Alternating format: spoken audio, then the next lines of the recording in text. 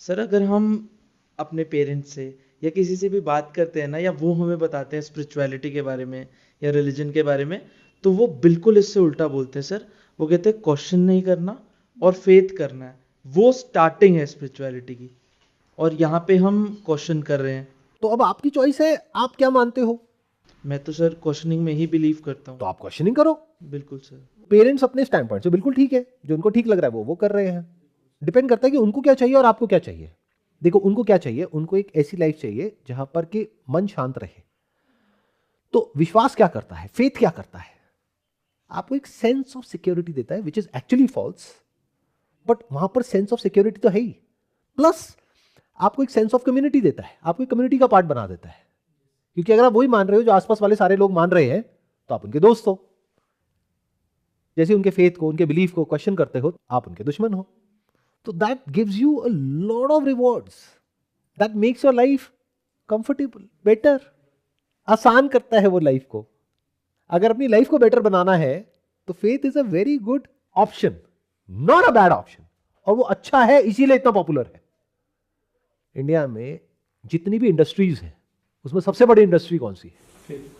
Faith. मुझे बताओ, इससे बड़ा मार्केट कैप किसका है? एक ऐसी इंडस्ट्री जो लिस्टेड नहीं है स्टॉक एक्सचेंज पे, बट बहुत बड़ी इंडस्ट्री है, टैक्स फ्री।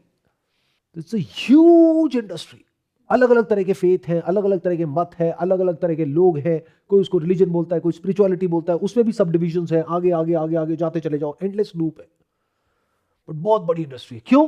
क्योंकि it is serving a purpose, and that purpose is not a small one, it's a big one. एक इंसान बौखलाया हुआ है, परेशान है अपनी लाइफ से कि मेरे साथ में कुछ हो गया है, किसी ने मेरे ऊपर कुछ कर दिया है। उसको कोई आदमी आकर के बोलता है चले ताबीज पहन ले, अब सब ठीक हो गया है, और वो मान लेता है। क्यों? क्योंकि उसको फेथ है। अगर आपका एक साइंटिफिक माइंड है तो आप उसको क्वेश्चन करोगे, तो उस भूत से आपका पीछा नहीं छूट पाएगा, आप फंस गए। पर जिस आदमी को विश्वास है, वो मान गया कि हाँ, इस ताबीज से मेरी प्रॉब्लम सॉल्व हो गई, प्रॉब्लम सॉल्व। आपको तो समझना पड़ेगा, बहुत डीप में जाना पड़ेगा, हो सकता है गोलियां भी खानी पड़ जाए। मतलब आप किसके पास जाओगे? साइकोलॉजिस्ट के पास, साइकेट्रिस्ट के पास। वो क्या करेंगे? वो दवाइयां देंगे, वो आपका इलाज करेंगे। उसका इलाज देखो ना कितनी आसानी से हो गया। कैसे? कहीं पर जाकर के हाथ जोड़ा, उसने कुछ दिया, उसने वो खाया, मैं ठीक। जिसको प्लेसिबो इफेक्ट बोलते हैं। तो ये बुरा नहीं है। तो आपको देखना है कि आप किस तरफ हो। अगर आपका इससे काम चल रहा है, ऐसी आपकी पर्सनैलिटी है, तो बहुत बढ़िया है। मत पड़ो इन चक्रों में जिसको क्वेश्चनिंग कहते हैं, क्योंकि इसमें सरदर्द है। और जब मैं ये बोल रहा हूं तो अपने एक्सपीरियंस के बेस पे बोल रहा हूं। पिछले कुछ दिनों में बहुत सरदर्द हुआ है, इतना जितना आप सोच भी नहीं सकते। वो भी ऐसी जगह पर, पहाड़ों में। सोचो क्या किया है मैंने। तो मुझे क्या मिला? पेन मिला, फिर भी मैं वो करता रहा करता रहा करता रहा। क्यों? उसके बाद में एंड में क्या होने वाला है? कुछ भी नहीं। एक इंसान मुझे मिला कुछ दिन पहले, और वो काफी बड़ा आदमी है, अगर दुनिया की डेफिनेशन में बात करी जाए, बहुत बड़ा आदमी है, बहुत पैसे वाला है। तो उसके साथ में बैठा, मेरा अच्छा दोस्त है। तो उसको मैं 2 घंटे तक कोशिश करता रहा समझाने की कि जो मैं कर रहा हूं वो क्यों कर रहा हूं। ना तो उसको समझ आया, ना मैं उसको समझा पाया। वो कहते इससे होगा क्या? ये जो आप स्पिरिचुअल सेशंस कर रहे हो, इससे क्या होगा? आप दुनिया को बदलने के लिए कर रहे हो? मैंने कहा नहीं। अच्छा, इससे आपको कुछ मिल रहा है? मैंने कहा नहीं। कुछ फायदा हो रहा है? नहीं। कोई नुकसान हो रहा है? हाँ। तो कर क्यों रहे हो? अब मैं कैसे समझाऊं उसको? मैं नहीं समझा सकता। तो अगर आप ऐसे हो, यानी आपके अंदर सच को जानने का कीड़ा है, तो इस रास्ते पे चलो। इस रास्ते पे चल के क्या मिलने वाला है? सफरिंग। कब तक? जब तक आप चलते रहोगे। कब तक चलते रहोगे? हमेशा के लिए। क्यों? क्योंकि कोई मोटिव ही नहीं है, कोई गोल ही नहीं है। गोल होगा, गोल का मतलब क्या होता है? मोटिव का मतलब क्या होता है? मतलब एक एंड पॉइंट, एक पॉइंट है, point in time and space which is pre defined. तो अगर कोई मोटिव होगा, कोई गोल होगा, यानी मोक्ष, तो वहां पे जाकर के रुक जाओगे। मुझे मोक्ष मिल गया, तो मोटिव था। अब मुझे मोक्ष मिल गया, अब पूरी दुनिया को मोक्ष दिलाना है। एक नया मोटिव खड़ा हो गया। अच्छा, मोक्ष का मतलब क्या होता है? जहां पर मन बिल्कुल शांत रहता है। बट अगर ये भी नहीं चाहिए तो फिर तो सर डर जाएंगे सब आपसे। एग्जैक्टली तो मैं चाहता हूं कि लोग डरें। आप ध्यान से देखोगे मेरी वीडियोस का जो पैटर्न है, एक तो मैं इसको मेन चैनल पे नहीं अपलोड कर रहा, एक खुफिया सा चैनल है स्पिरिचुअलिटी का, वहां पर अपलोड हो रही है। उसमें भी पहले कुछ सेशंस मेरे ऐसे हैं जिसमें मैं इतना ज्यादा लोगों को दूर भगा रहा हूं अपने आप से कि स्क्रीनिंग हो जाए पहले 2-4 एपिसोड में। तो एक्चुअल में जो ढंग की बातें हैं अब होना शुरू हो रही है, यानी चौथे एपिसोड से, 5वें एपिसोड से। तो मैं चाहता हूं कि लोग यहां पर ना आए, मैं चाहता हूं कि लोग इस रास्ते पे ना चले। और जब मैं कह रहा हूं तो मैं सिर्फ कह नहीं रहा हूं, I actually want it to happen. I want that screening to be very very strong, क्योंकि जिसके अंदर थोड़ा सा भी गुंजाइश है दूसरे किसी रास्ते पे चलने की, तो वो रास्ता इस रास्ते से बहुत बेटर है। इस पे क्या मिलने वाला है आपको, ये बताओ?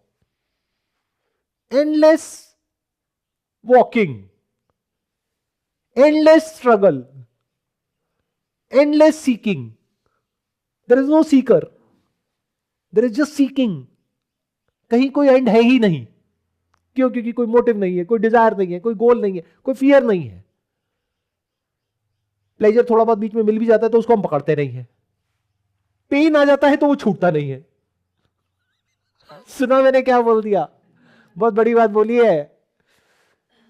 हम प्लेजर को पकड़ते हैं और पेन नहीं छूटता है। ये सबका एक्सपीरियंस है। फॉर एग्जाम्पल, बचपन में कभी आग के पास में हाथ गया, या बचपन में मेरे साथ में हुआ था, एक बाइक का जो साइलेंसर होता है वो बहुत गर्म होता था उस जमाने में, आज मुझे नहीं पता कैसा होता है।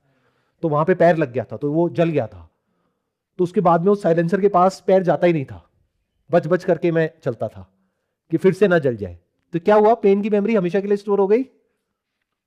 प्लेजर को हमने पकड़ करके रिपीट करने की कोशिश करी, तो क्या हो रहा है? इसकी वजह से लाइफ बढ़िया चल रही है, बैलेंस हो रही है। मतलब पेन आता है, फिर प्लेजर आ जाता है, फिर पेन आता है, फिर प्लेजर आ जाता है। तो इस रास्ते पे क्या होता है? जो एक्चुअल में साइंटिस्ट होते हैं, जो एक्चुअल में सीकर्स होते हैं, उनको प्लेजर की पड़ी नहीं है, आउटकम की पड़ी नहीं है, रिवॉर्ड कोई है नहीं। और अगर कहीं कोई पेन मिल गया तो उसकी मेमोरी कैसे निकलेगी? उसको निकालने का कोई तरीका नहीं है। तो पेन इकट्ठा होता जा रहा है, पेन की मेमोरी इकट्ठी होती जा रही है, प्लेजर कोई है नहीं। तो कैसा रास्ता है? समझ रहे हो? अब थियोरेटिकली आप बोल सकते हो, जो इधर उधर से कॉन्सेप्चुअली सुना है, मुझे फर्क नहीं पड़ता पेन से प्लेजर से। अरे भाई पड़ता है। समझ आ रहा है मैं क्या कह रहा हूं? कि मतलब ये रास्ता सबके लिए नहीं है। ये कुछ ऐसे लोगों के लिए है जो दुनिया के स्टैंड पॉइंट से देखा जाए तो बेवकूफ है। तो वो आप डिसाइड करो कि आप समझदार हो या बेवकूफ हो। समझदार हो तो वही करो जो पूरी दुनिया कर रही है, अब बेवकूफ हो तो आ जाओ ऐसी किसी जगह पर, और महाबेवकूफ हो तो बार बार आते रहो। तो जैसे आप बोल रहे हो कि जो सीकर है वो बेवकूफ़ है, मेरे को तो अभी फीलिंग आ रही है बेवकूफ़ वाली। लाइक 5 साल मान लो कुछ किया, अब रिसेंटली रियलाइज़ होने लग गया कि नहीं, ज़ीरो से स्टार्ट करना पड़ेगा। अब मान लो आपके हिसाब से साउंड ऑफ साइलेंस फॉलो करते हैं, कुछ साल बाद ऐसे लगे कि फिर कुछ पता है कि ये फिर ज़ीरो से स्टार्ट करना है। तो ऐसे तो, लेकिन हम क्वेश्चन तो करना पड़ेगा ना, किसी से तो बात करनी पड़ेगी। मान लो यहाँ पे आपसे कर रहे हैं तो कुछ आंसर्स आ रहे हैं, आंसर हो गए, बट हम मुझे नहीं पता आपका मोटिव, आप कह रहे हो कुछ भी नहीं है, बट हो सकता है कुछ हो। तो मतलब पूछना तो पड़ेगा ना, लेकिन धक्के तो खाने पड़ेंगे, कहीं ना कहीं तो जाना पड़ेगा, पूछना तो पड़ेगा। स्क्रिप्चर्स भी अगर फॉलो करते हैं, मीन्स हम तो ट्रांसलेशन के थ्रू ही करेंगे, ऑफकोर्स हमें सारी लैंग्वेजेस नहीं आती है। तो at the and means questioning तो लेकिन करते रहेंगे, चाहे पूरी लाइफ ही करते रह जाए। बट अब जब तक करेंगे नहीं तब तक कैसे पता चलेगा? क्या जरूरत है? आपने खुद कहा कि आपने 5 साल तक कुछ किया, हाँ यानी कोई और सो कॉल्ड स्पिरिचुअल पाथ को फॉलो किया जहां पर आपको अच्छा लग रहा था। अभी भी आप कर ही रहे हो उसको follow, if I am not wrong. हाँ। तो लाइफ ठीक ठाक चल रही है? नहीं, जो लाइफ की नॉर्मल प्रॉब्लम्स है वो तो आती जाती रहती हैं, वो तो वैसे भी रहेगी। वो तो रहेंगी। तो प्रॉब्लम को बढ़ाना है, कम करना है? कम करना ऑफ कोर्स। कम करना है, तो ये जगह सही नहीं है। वो मैं समझ गई आपका पॉइंट ना, बट हम बार बार आ रहे हैं तो कुछ तो है कि सीकिंग वाली जो है तभी आ रहे हैं। ऐसे तो हम भी दिल्ली से उठ के बार बार नहीं है, ऐसे कोई भी नहीं आएगा ना, बट कुछ तो है जो नई सेटिस्फेक्शन मिल रही है। आई अंडरस्टैंड, वो सबके अंदर है, बट आपको ये भी हो सकता है कि गलत फहमी हो, तो वो गलत फहमी मैं दूर करना चाह रहा हूँ। कि कहीं आपको ये गलतफहमी तो नहीं है कि यहाँ पर आने से आपकी लाइफ बेटर हो जाएगी? हाँ, वो नहीं है, वो ऑफ कोर्स, वो मैंने अभी वही क्वेश्चन किया कि दूसरी गलतफहमी आपको ये हो सकती है कि अगर यहाँ पर आप बार बार आते रहे तो हो सकता है आपकी लाइफ जैसी है वैसी चलती रहेगी। ऐसा भी नहीं है। अगर आप यहाँ पर बार बार आते रहे तो इसको बोलते हैं जैसा संग वैसा रंग। तो अगर किसी ऐसे इंसान के कांटेक्ट में आप आते रहे बार बार जहां पर सत्य की बात हो रही है और सत्य के अलावा और कुछ चाहिए ही नहीं है, तो इस पाथ पे कांटों के सिवा और कुछ नहीं है, पेन के सिवा और कुछ नहीं है, फिर भी चलोगे क्या? और चलने की जरूरत क्या है? किस किताब में लिखा है कि हाँ आपको चलना ही पड़ेगा? तो आपके अंदर ये बीमारी है तो ये जगह आपके लिए ठीक है। वो बीमारी क्या है कि मुझे सच को जानना है और मुझे कोई फर्क नहीं पड़ता उससे लाइफ बेटर होगी या खराब होगी, doesn't matter, not just theoretically but actually. क्योंकि अगर ये सुनते सुनते आपका भी दिमाग ऐसे ही चलने लग गया तो यू कांट इवन इमेजिन कि पिछले कुछ दिनों में मेरा जो हेडेक था वो किस लेवल का था। उसकी वजह से क्या होता है, नोजिया, वॉमिटिंग, ऐसी ऐसी फीलिंग्स होती है। और मैं कोई गोली नहीं खाता हेडेक के लिए, आई वाज बियरिंग दैट चॉइसलेसली। मैं चाह करके भी खुद को रोक नहीं पा रहा था क्योंकि कोई क्वेश्चन उठ गया था। I had to go deeper and deeper and deeper and it's like a rabbit whole.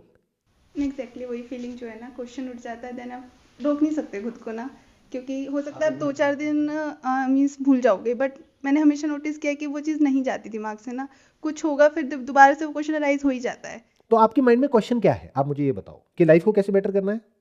नहीं, जो आपने एंड गोल की बात की थी ना कि किसी के थ्रू नहीं मिलेगा, मुझे अब ऐसा लग रहा है कि मे बी वो खुद से ही मिलेगा। क्या मिलेगा?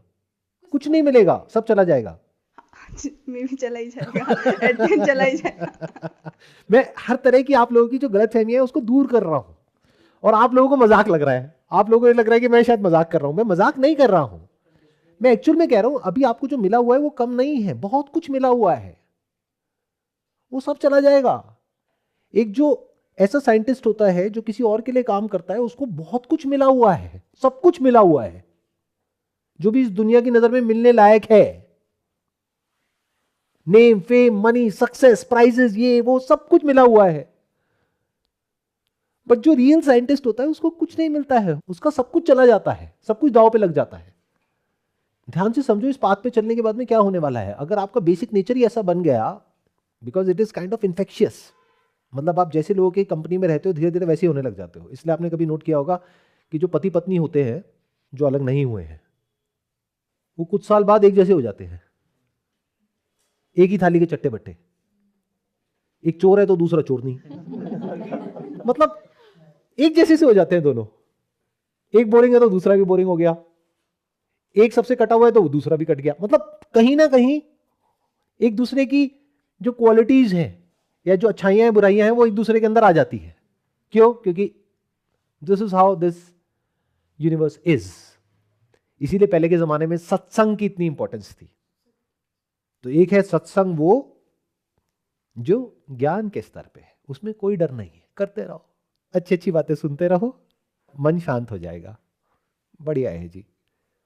बट एक है रियल सत्संग जहां पे सत्य की एक एक लेयर्स को क्वेश्चन किया जाता है, उस क्वेश्चन के साथ कई कई दिनों तक, कई कई महीनों तक, कई कई सालों तक ठहरा जाता है एक एक क्वेश्चन के बाद, और फिर एक नया क्वेश्चन उठ जाता है, फिर उसके साथ ठहरा जाता है। इस टाइम इंटरवल को सफरिंग बोलते हैं। मुझे बताओ नहीं तो सफरिंग और क्या है? आपको एक क्वेश्चन का आंसर चाहिए, किस लिए चाहिए? क्योंकि वो जो क्वेश्चन है जिस एस्पेक्ट ऑफ यूनिवर्स के बारे में, एस्पेक्ट ऑफ सेल्फ के बारे में, उसको आप समझना चाहते हो अच्छे से, तो वो आपका एंड गोल हो गया, वो मोटिव हो गया। इस दुनिया में क्या होता है, हम कुछ भी करते हैं उसका कोई ना कोई मोटिव होता है। कोई बिजनेस शुरू करते हैं उसका मोटिव होता है, क्या होता है? प्रॉफिट।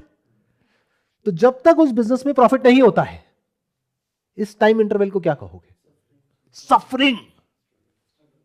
एक कपल है जिसकी शादी हो गई है और उनको बच्चा चाहिए, एक है जिनको नहीं चाहिए, बट जिनको चाहिए और बच्चा नहीं हो रहा है 10 साल तक, तो बीच के फेज को क्या कहोगे?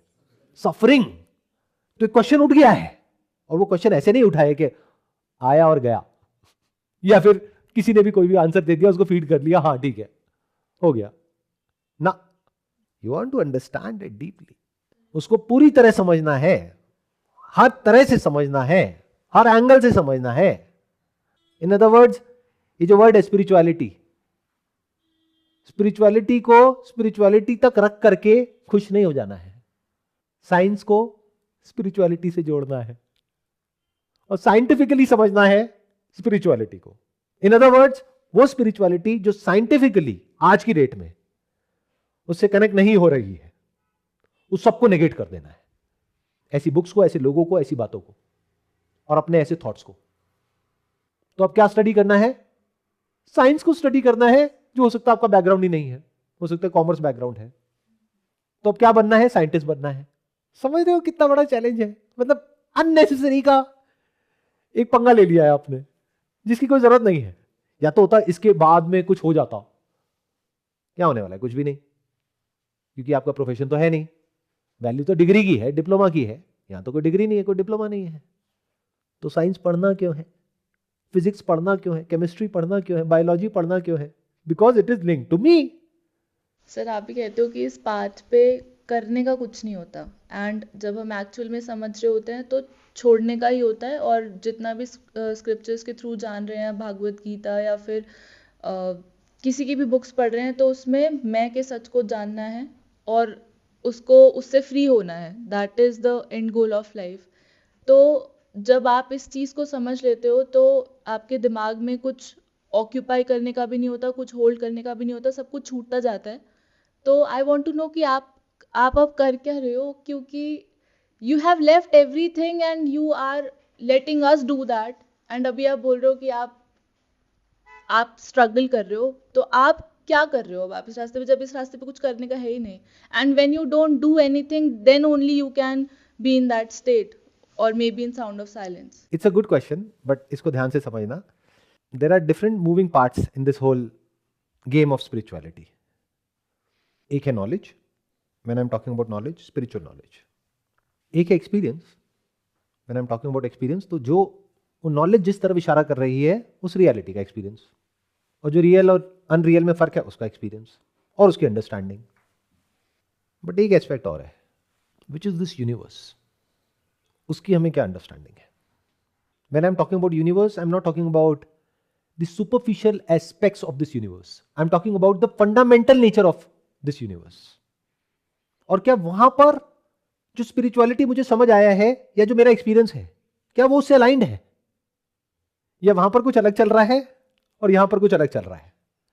तो अंडरस्टैंडिंग के एक लेवल तक पहुंचने के बाद में, जिसको एक्सपीरियंशियली वेरीफाई किया जा सकता है, not just at a subjective level but it is objective. Look at me like a scientist, जिसकी एक लेबोरेटरी है जहां पर के लाखों लोग बैठे हैं जिनको साउंड ऑफ साइलेंस का एक्सपीरियंस है। तो मैंने अलग अलग इंस्ट्रूमेंट्स प्लेस कर दिए हैं अलग अलग जगह पर। वो इंस्ट्रूमेंट्स क्या है? डिटेक्टर्स हैं। उन डिटेक्टर्स के थ्रू ये वेरीफाई हो गया है कि ये साउंड ऑफ साइलेंस का कोई सब्जेक्टिव एक्सपीरियंस नहीं है और ये अलग अलग नहीं है। क्योंकि अगर बायोलॉजिकल होता तो कुछ तो फर्क होता। तो इस एक्सपीरियंस को बहुत ही बारीकी से इस लेबोरेटरी में, जिसको सब्जेक्टिव लेबोरेटरी बोलते हैं, वहां पर मैंने वेरीफाई किया है पिछले कुछ सालों में, जो आई एम नॉट श्योर आज से पहले पास में कभी किसी ने किया है, नहीं किया, या बस अपने तक ही रुक गया। मैंने प्रैक्टिकली देखा कि एक मैस्कुलिन बॉडी है, एक फेमिनिन बॉडी है, तो दोनों में क्या कोई डिफरेंस है साउंड ऑफ साइलेंस में, या फिर सबके लिए it's like a straight line? समझ रहे हो कितनी बड़ी चीज है? जैसे डबल स्लिट एक्सपेरिमेंट है क्वांटम मैकेनिक्स में, जहां पर के उसको बार बार रिपीट किया जा रहा है, हर बार रिजल्ट सेम आ रहा है, तब कह सकते हैं कि हाँ, कि कुछ मीनिंगफुल वहां से निकल के आया है। तो ये अलग अलग इंस्ट्रूमेंट्स के through bar bar over and over verify किया, उसको अंडर वाटर भी जाकर के देखा। और कभी मौका मिला, जो आई एम श्योर कि अभी ज्यादा टाइम नहीं लगेगा, मे बी 5-7 साल में, 10 साल में, जब एआई एक पर्टिकुलर लेवल पे आ जाएगा, तो स्पेस में जाके भी एक बार मैं वेरीफाई करना चाहूंगा। वो दिन दूर नहीं है। We are not very far from super intelligence. तो I would love to go in that space जहां पर के ये ग्रेविटेशनल फील्ड नहीं है, and I want to see कि वहां पर एग्जैक्टली क्या होता है। एनी हाउ, तो अब क्वेश्चन ये उठता है कि जो मेरी अंडरस्टैंडिंग है अद्वैत की, यानी कि ये जो मटेरियल यूनिवर्स है, ये दिख तो रहा है लेकिन एक्चुअल में नहीं है, just for the name sake, name given to a form of the formless substance. क्या इसको साइंटिफिकली वेरीफाई किया जा सकता है? ये क्वेश्चन उठ गया। अगर ये क्वेश्चन मेरे अंदर आज से 100 साल पहले उठा होता, और मैं जा करके रिसर्च करता तो मैं अटक जाता, क्योंकि उस वक्त साइंस इतनी इवॉल्व नहीं हुई थी। आज साइंस में एक यूनिफाइड थ्योरी की बात हो रही है, क्वांटम फील्ड की बात हो रही है। साइंस एग्जैक्टली वही भाषा बोल रही है जो स्पिरिचुअलिटी में बोली गई है। आज हमारे पास एक्चुअल में तो वो नहीं है डिस्कवरीज, क्योंकि वो बुक्स जल गई है, वो नॉलेज जल गई है, लेकिन जो सिंबल्स है वो प्रिजर्व्ड है। क्वांटम फिजिक्स की जो फंडामेंटल इक्वेशंस है उसको अगर आप ध्यान से देखोगे, उन सिंबल्स को, तो उसमें आपको बहुत सारे ऐसे सिंबल्स नजर आएंगे। कुछ मत करना, बस जा करके गूगल में सर्च करना, what are the fundamental equations of quantum physics. आपको एग्जैक्टली वही सिंबल्स नजर आएंगे जो सिंबल्स हमारे यहां पर हजारों मंदिरों में है, हमारे यहां पर हर घर में है। देखो क्या कमाल हो रहा है। It's a circle. साइंस की शुरुआत कहां से हुई? This universe is matter. I hope I answered your question. You answered, but can we say that now you are on that stage where you are proving yours whatever you have Hypothesis. experienced, yes, with science, and till now what I have studied, हर किसी ने इशारा किया है. You are someone till now in my experience जिसने Sound of Silence actual में बोल के बताया और इतना easily सबको experience कराया. And now what you are doing, you are relating it to the science. And आप उसको इक्वेट करो तो शायद इसीलिए वो पेन जनरेट हो रहा है, बिकॉज यू आर, मैं कुछ नया सीख रहा हूं ना, you are towards a motive, I am learning a new skill, right. तो आप I am acquiring a new skill. जैसे कुछ भी हम नया सीखते हैं तो जब तक नहीं सीख जाते तब तक प्रॉब्लम होती है ना. तो वो प्रॉब्लम इसलिए है ना, because you are towards a motive of result. But अगर हम लोग बोले हमारा तो शायद इतना दूर का है नहीं अभी, ठीक है, तो शायद हम उस पेन में नहीं जाएंगे जिससे अभी आप गुजर रहे हो. हाँ, आप नहीं जाओगे, बिकॉज देखो आइंस्टाइन जिस पेन में गया E is equal to MC square तक पहुंचने में, बाकी लोगों को उस पेन से नहीं गुजरना पड़ा ना. राइट.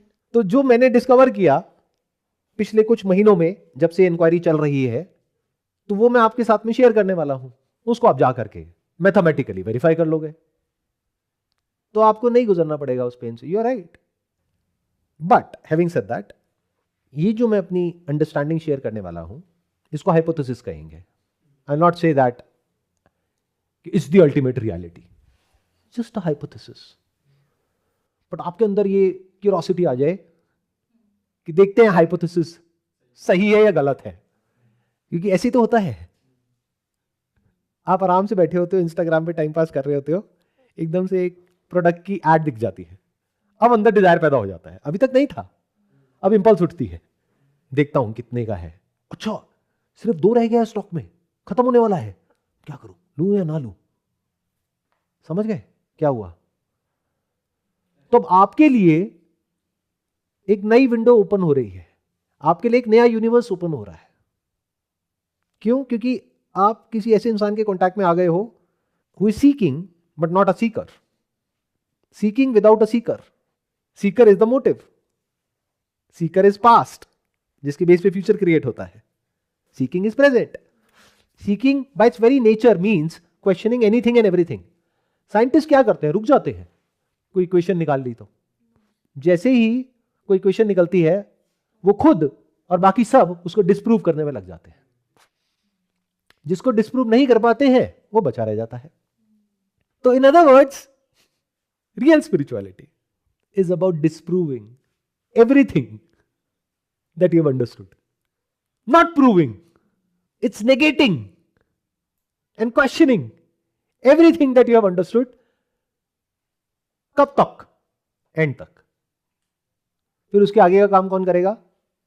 अगली जनरेशन में जब कोई बेवकूफ आएगा, कोई तो आएगा, कभी तो आएगा, जो चॉइसलेसली इस रास्ते पे चलेगा, या फिर ये कह लो कि एक रास्ते पे चल के जहां तक मैं पहुंचा वो वहां से शुरू करेगा, तो उसको बेनिफिट हुआ, लेकिन उसकी भी जर्नी कोई अच्छी नहीं होने वाली है. ये मैं बोल सकता हूं बेस्ड अपॉन जो मेरी जर्नी है, और ये भी मैं बोल सकता हूं विथ फुल कॉन्फिडेंस कि जो पास्ट में ऋषि मुनि हुए जिन्होंने इस लेवल तक रियलिटी को देख लिया, not just philosophically Vedanta, Upanishads are philosophies. But mathematically, physically, chemically, biologically, वो अलग बात है कि वो आज हमारे पास में इंफॉर्मेशन नहीं है. अगर होती तो ये बात प्रूव हो जाती, बट वो एक्चुअल में प्रिजर्व्ड है in the form of art. जो मूर्तियां हैं, जो कुछ ऐसी ड्राइंग्स हैं, सिंबल्स हैं, उसके अंदर प्रिजर्व्ड है. ओम को आप ध्यान से देखोगे तो उसके अंदर बहुत कुछ प्रिजर्व्ड है. इनफैक्ट पूरा जो नेचर ऑफ यूनिवर्स है that is there in that. जो भगवान शिव का त्रिशूल है, आप जैसे ही क्वांटम फिजिक्स को स्टडी करने जाओगे, the symbol is the very essence of quantum physics. तो आपने जो क्वेश्चन पूछा उसमें अगर आप ध्यान से देखोगे तो आपको एक फ्लॉ नजर आ जाएगा. वो फ्लॉ क्या है कि कहीं ना कहीं आपको ये गलतफहमी है कि स्पिरिचुअलिटी का जो एंड गोल है वो मैंने अचीव कर लिया है, तो अब आगे कुछ और करने की क्या जरूरत है. तो आपको ये लग सकता है, मुझे भी ये लग सकता है, बट किसी को कुछ भी लगता रहे, that is not important. What's important is कि क्या मैं उसको डिस्प्रूव कर सकता हूं. मान लो ठीक है, मुझे समझ भी आ गया, जो ज्ञान है एक्सपीरियंशियली भी आ गया, अंडरस्टैंडिंग भी क्लियर हो गई, but I want to disprove it. That's the very nature of a questioning mind. दूसरे तरीके से कहूं तो अभी एक वे ऑफ थिंकिंग से या वे ऑफ क्वेश्चनिंग से, इंट्रोस्पेक्शन से मैं एक पर्टिकुलर अंडरस्टैंडिंग तक पहुंचा हूं, but this is not the only way. There are other ways also ना. तो अब मेरे पास में दो ऑप्शन है. एक, मैं वहां पर जाकर के कंफर्टेबल हो जाऊं, रिलैक्स करूं कि हाँ ठीक है, जो होना था हो गया. मोक्ष मतलब क्या? मोह का क्षय हो जाना. यही तो लिखा है स्क्रिप्चर्स में. अच्छा, स्क्रिप्चर्स किसने लिखे हैं? हमारे जैसे लोगों ने लिखे हैं. उनकी जो अंडरस्टैंडिंग थी, जहां तक थी, उन्होंने लिख दिया, उसके बेस पे हमने समझ लिया. बट और भी बहुत कुछ अलग अलग तरह के लोगों ने लिखा, अलग अलग एस्पेक्ट से, जो आज हमारे पास में नहीं है. बट जहां पर यह भी एक्सेप्ट करने में हमें कोई दिक्कत नहीं है कि there are other places on this planet जहां पर ये जो रिसर्च है वो अलग ही लेवल पर हो रही है. कुछ कमाल हो रहा है. शुरुआत हुई थी डायमेट्रिकली ऑपोजिट एंड से, बट दोनों आकर के कोलाइड कर रहे हैं एक जगह पर. स्पिरिचुअलिटी मतलब क्या? ब्रह्म सत्यम, जगत मिथ्या. साइंस की शुरुआत कहां से हुई?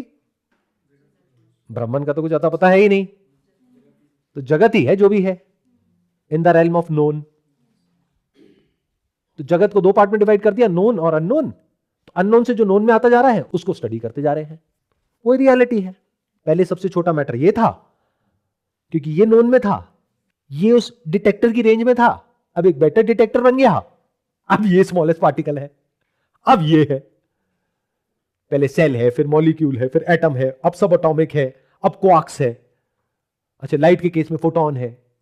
ये सब कहां से आ रहा है? जैसे जैसे जो डिटेक्टर्स हैं, जो इंस्ट्रूमेंट है, वो अपग्रेड होता चला जा रहा है, वो और सोफिस्टिकेटेड हो रहा है. दूसरे वे में बोला जाए, जैसे जैसे साइंस इवॉल्व हो रही है. क्या हो अगर मैं कहूं कि अब साइंस इस वक्त इतने इंटरेस्टिंग मोड पर है, not just science but spirituality also, because now we are not living in dogmas. देखो, आज से अगर आप कुछ साल पीछे चले जाओ और मैं इस तरह की बातें करूं, तो हो सकता है कुछ लोग आ करके मुझे मार देंगे, because they will feel that I am a threat to their belief system. But आज तो ऐसा है ही नहीं. आज तो लोग पता नहीं क्या क्या कर रहे हैं. तो जब उन्हें कोई कुछ नहीं कह रहा है तो कोई मुझे कुछ क्यों कहेगा? मैं तो किसी को कुछ कह ही नहीं रहा, मैं तो बड़ा सीधा सीधा देख रहा हूं. आई am not talking about anything और एनीवन. ना तो मैं किसी पर्सन के बारे में कुछ बोल रहा, ना मैं उनके बिलीफ के बारे में कुछ बोल रहा, बल्कि मैं तो ये कह रहा हूं बहुत बढ़िया है. जैसे भगवत गीता में भी लिखा हुआ है कि जो सत्य को जानता है उसको और लोगों को परेशान नहीं करना चाहिए जबरदस्ती ये बोल करके कि तुम ये करो. जो उनके लिए ठीक है वो उनको करने दो. किसी के लिए भक्ति ठीक है, बहुत बढ़िया, भक्ति करो. किसी के लिए कर्म है तो कर्म करो. किसी के लिए ज्ञान है तो आ जाओ ज्ञान के रास्ते पे. It's your choice. तो आज क्या हो रहा है कि कितना इंटरेस्टिंग टाइम है जब साइंस इवॉल्व होते होते स्पिरिचुअलिटी के बिल्कुल पास पहुंच गई है. It's like this far. पहले ये यहां था, अभी ये बिल्कुल पास है. They are just there, about to collide. Conceptually collide हो गया है, एक्चुअल में नहीं हो पा रहा है. तो बस वही साइंटिस्ट करने में लगे हुए हैं. और स्पिरिचुअली भी क्या हो गया है कि मेरे पास में ये इंफॉर्मेशन को स्टोर करने का जो तरीका है वो आ गया है. सोचो अगर मैं कहीं लिखता तो क्या होता, उसकी इंटरप्रिटेशंस आ जाती कि ये उन्होंने लिखा, इसका मतलब ये है, चलो हम समझाते हैं तुम्हें. आ गए ना बीच में ठेकेदार. अब तो डायरेक्ट है, बीच में कोई है ही नहीं. इट्स एज इफ 1000 साल बाद भी, चाहे आप यहां बैठे हो चाहे वीडियो में देख रहे हो, how does it matter? Archive हो गया ना. इसको कोई जला सकता है, कोई मिटा सकता है? नो वे. कहते हैं यूट्यूब पे जो आ गया वो अमर हो गया. क्योंकि जो अपलोड हो गया, अगर वो मैंने डिलीट कर भी दिया तो जो देखने वाले हैं उन्होंने कॉपी कर रखा है, वो अपलोड कर देंगे. 10 को हटाओगे 1000 और आ जाएंगे. तो जो इंटरनेट पे आ गया अमर हो गया. तो ये जो अंडरस्टैंडिंग है, नॉलेज है, और जो हमारी सोसाइटी है, दैट इज कंड्यूसिव. जो ट्रांसफर ऑफ नॉलेज है, दैट इज एप्ट. सोचो आज से हजारों साल पहले भी ये होता तो कितना सही होता. आप डायरेक्ट बैठ करके उनकी वीडियोस देख रहे होते हैं, जो भी बड़े बड़े नाम आपके माइंड में आते हैं, और आप फिगर आउट कर लेते हैं कि एक्चुअल में जो इमेज है और जो बातें हैं उसमें क्या फर्क है. आज तो आप लोग इमेजेस में जी रहे हो. वो इमेज जो क्रिएट करी गई है आप लोगों के माइंड में, वो सच है. रियलिटी क्या है वो तो पता नहीं. तो पिछले 8-10 साल में क्वांटम फिजिक्स में या क्वांटम वर्ल्ड में कुछ बहुत ही कमाल का हो रहा है. सिंथेसाइज हो रही हैं चीजें, मतलब अलग अलग जो लोगों ने डिस्कवर किया वो सब एक साथ आ रहा है, और वो एग्जैक्ट वही बातें बोल रहे हैं, थोड़ी सी भी अलग नहीं, जो हमारे स्क्रिप्चर्स में लिखी हुई है. They are confused. जैसे आज से हजारों साल पहले एक समय पर कुछ लोग कंफ्यूज थे रियलिटी को लेकर के. फिर वो किस मेथड से, किस मीन्स से, किस वे से वहां तक पहुंचे, वो तो वही जानते हैं. बट आज के जो साइंटिस्ट हैं वो भी जहां पहुंच रहे हैं, that's a very interesting point. सब कुछ इंफिनिटी की तरफ इशारा कर रहा है मैथमेटिकली. बिकॉज जब भी हम साइंस वर्ड यूज करते हैं ना, at the end of the day it's all about mathematics. अगर किसी भी थ्योरी को मैथमेटिकली प्रूव नहीं किया जा सकता है तो वो किसी काम की नहीं है. This is the ultimate test. तो आज हम मैथमेटिकली देखेंगे कि साइंस कहां तक पहुंची है, और समझने की कोशिश करेंगे ये जो हमारा एक्सपीरियंस है साउंड ऑफ साइलेंस का, इसका उससे क्या कनेक्शन है. मतलब आज हम एक स्टेप और आगे बढ़ गए हैं. फिलॉसफी से हट करके एक नया डायमेंशन ओपन हो रहा है साइंस का. साइंटिफिकली हम देखने वाले हैं not why sound of silence is there, but what is sound of silence? What is consciousness? What is this universe? What is matter? ये ब्रह्मांड क्या है? साइंटिफिकली का मतलब क्या? जिसको मैथमेटिकली प्रूव किया जा सके. सर ये आज से पहले कभी हुआ है? क्योंकि कहीं पढ़ा या देखा नहीं सर ये. बहुत लोगों ने कोशिश करी है, बट हुआ क्या है कि उन्होंने नॉलेज गैदर करी जो ईस्टर्न वर्ल्ड है वहां से. Most of them are influenced by the Vedic knowledge, by Upanishads and some ancient scriptures. और वो उनकी बातों में, उनके अंडरस्टैंडिंग में, उनके बायसेस में रिफ्लेक्ट भी होता है. But that is all theoretical. Experientially they don't know what Brahman is, what आत्मा is, what consciousness is. तो हुआ क्या, माइंड में खिचड़ी बन गई नॉलेज की, विच इज स्पिरिचुअल नॉलेज. दूसरी तरफ से उनका बैकग्राउंड है साइंस का, तो उन्होंने उसको जोड़ने की कोशिश करी है. जैसे एटम है तो प्रोटॉन है, इलेक्ट्रॉन है, न्यूट्रॉन है. ट्रिनिटी की बात करी जाती है ना, तो बहुत लोगों ने इस तरीके से उसको इंटरप्रेट करने की कोशिश करी है. But that is all at a very superficial level, क्योंकि उसके पीछे उनका कोई एक्सपीरियंस नहीं था रियलिटी का। अगर होता तो वो ऐसा कभी नहीं करते। प्लस उस टाइम पे जब ये हुआ तो जो क्वांटम मैकेनिक्स है वो इस हद तक इवॉल्व नहीं हुई थी। हो सकता है ये थियोरेटिकली हुआ भी हो, बट आज जो हो रहा है वो कुछ अलग है। कैसे? एक लैब है जहां पर हम सब बैठे हैं, तो जो भी मैं बोलूंगा वो क्या हो गया? हाइपोथेसिस। उसको हम वेरीफाई कैसे करेंगे कि वो सही है गलत है? एक्सपेरिमेंट करना पड़ेगा ना। अब एक्सपेरिमेंट कैसे करें? साइंटिफिकली हमारे पास ऐसा कोई इंस्ट्रूमेंट नहीं है, बट मैथमेटिकली जो मैं प्रूव करूंगा, तो आप इंस्ट्रूमेंट्स हो इस लैब में, आप वेरीफाई करोगे कि साइंस तो अभी वहां नहीं पहुंच पाई, मान लो पहुंचेगी 10 साल में, 20 साल में, 100 साल में, या शायद कभी भी ना पहुंच पाए, क्योंकि साइंस इंफिनिटी से डरती है। साइंटिफिकली जैसे ही कोई भी इक्वेशन इंफिनिटी को हिट कर रही होती है तो कहा जाता है कि आप रियलिटी से हट रहे हो, उसमें कोई ना कोई फ्लॉ है, तो उस इक्वेशन को आप चेंज करो। और जो वेदांत है, उपनिषद है, वो बात ही इंफिनिटी की करते हैं। इसीलिए क्वांटम का जो कॉन्सेप्ट है एक बहुत इंपॉर्टेंट डेवलपमेंट है, और आज हम एक बड़े सही मोड़ पर हैं। जैसे क्वांटम में क्या कहा जा रहा है कि अगर कोई पार्टिकल है, जैसे कोई पार्टिकल है जैसे इलेक्ट्रॉन, तो या तो आप उसके मोमेंटम को देख सकते हो, ऑब्जर्व कर सकते हो, या उसकी पोजीशन को, दोनों को एक साथ नहीं कर सकते। अब इसका क्या सिग्निफिकेंस है ये हमें समझना है।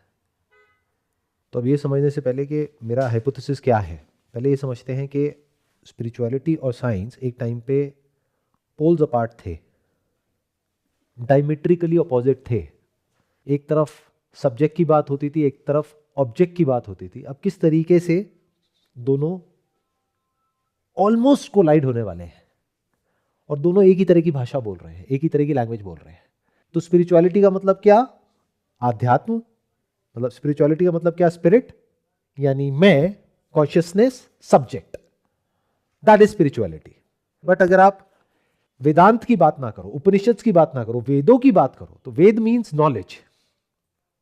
तो that knowledge was not just about the self but also the universe.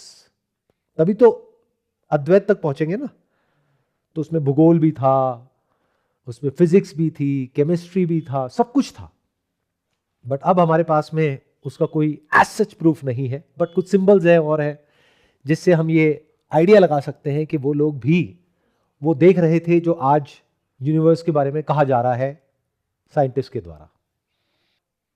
अगर साइंस की बात करी जाए तो साइंस कैसे इवॉल्व हुआ? पहले इस यूनिवर्स को एज पार्टिकल देखा गया, मैटर देखा गया, फिर धीरे धीरे समझ आया कि अच्छा इसमें कुछ चीज़ें ऐसी हैं जो वेव्स हैं, जैसे कि साउंड, कुछ चीज़ें हैं जो कि पार्टिकल है, कुछ मैटर है। फिर कुछ एक्सपेरिमेंट्स हुए जहाँ से पता लगा कि जिसको हम पार्टिकल समझते हैं, यानी कि इलेक्ट्रॉन, वो भी वेव है, वहाँ पर भी वेव पार्टिकल की डुअलिटी देखी गई। उसमें एक साइंटिस्ट है which is not very well known in the space, उनका नाम है लुई डे ब्रॉय।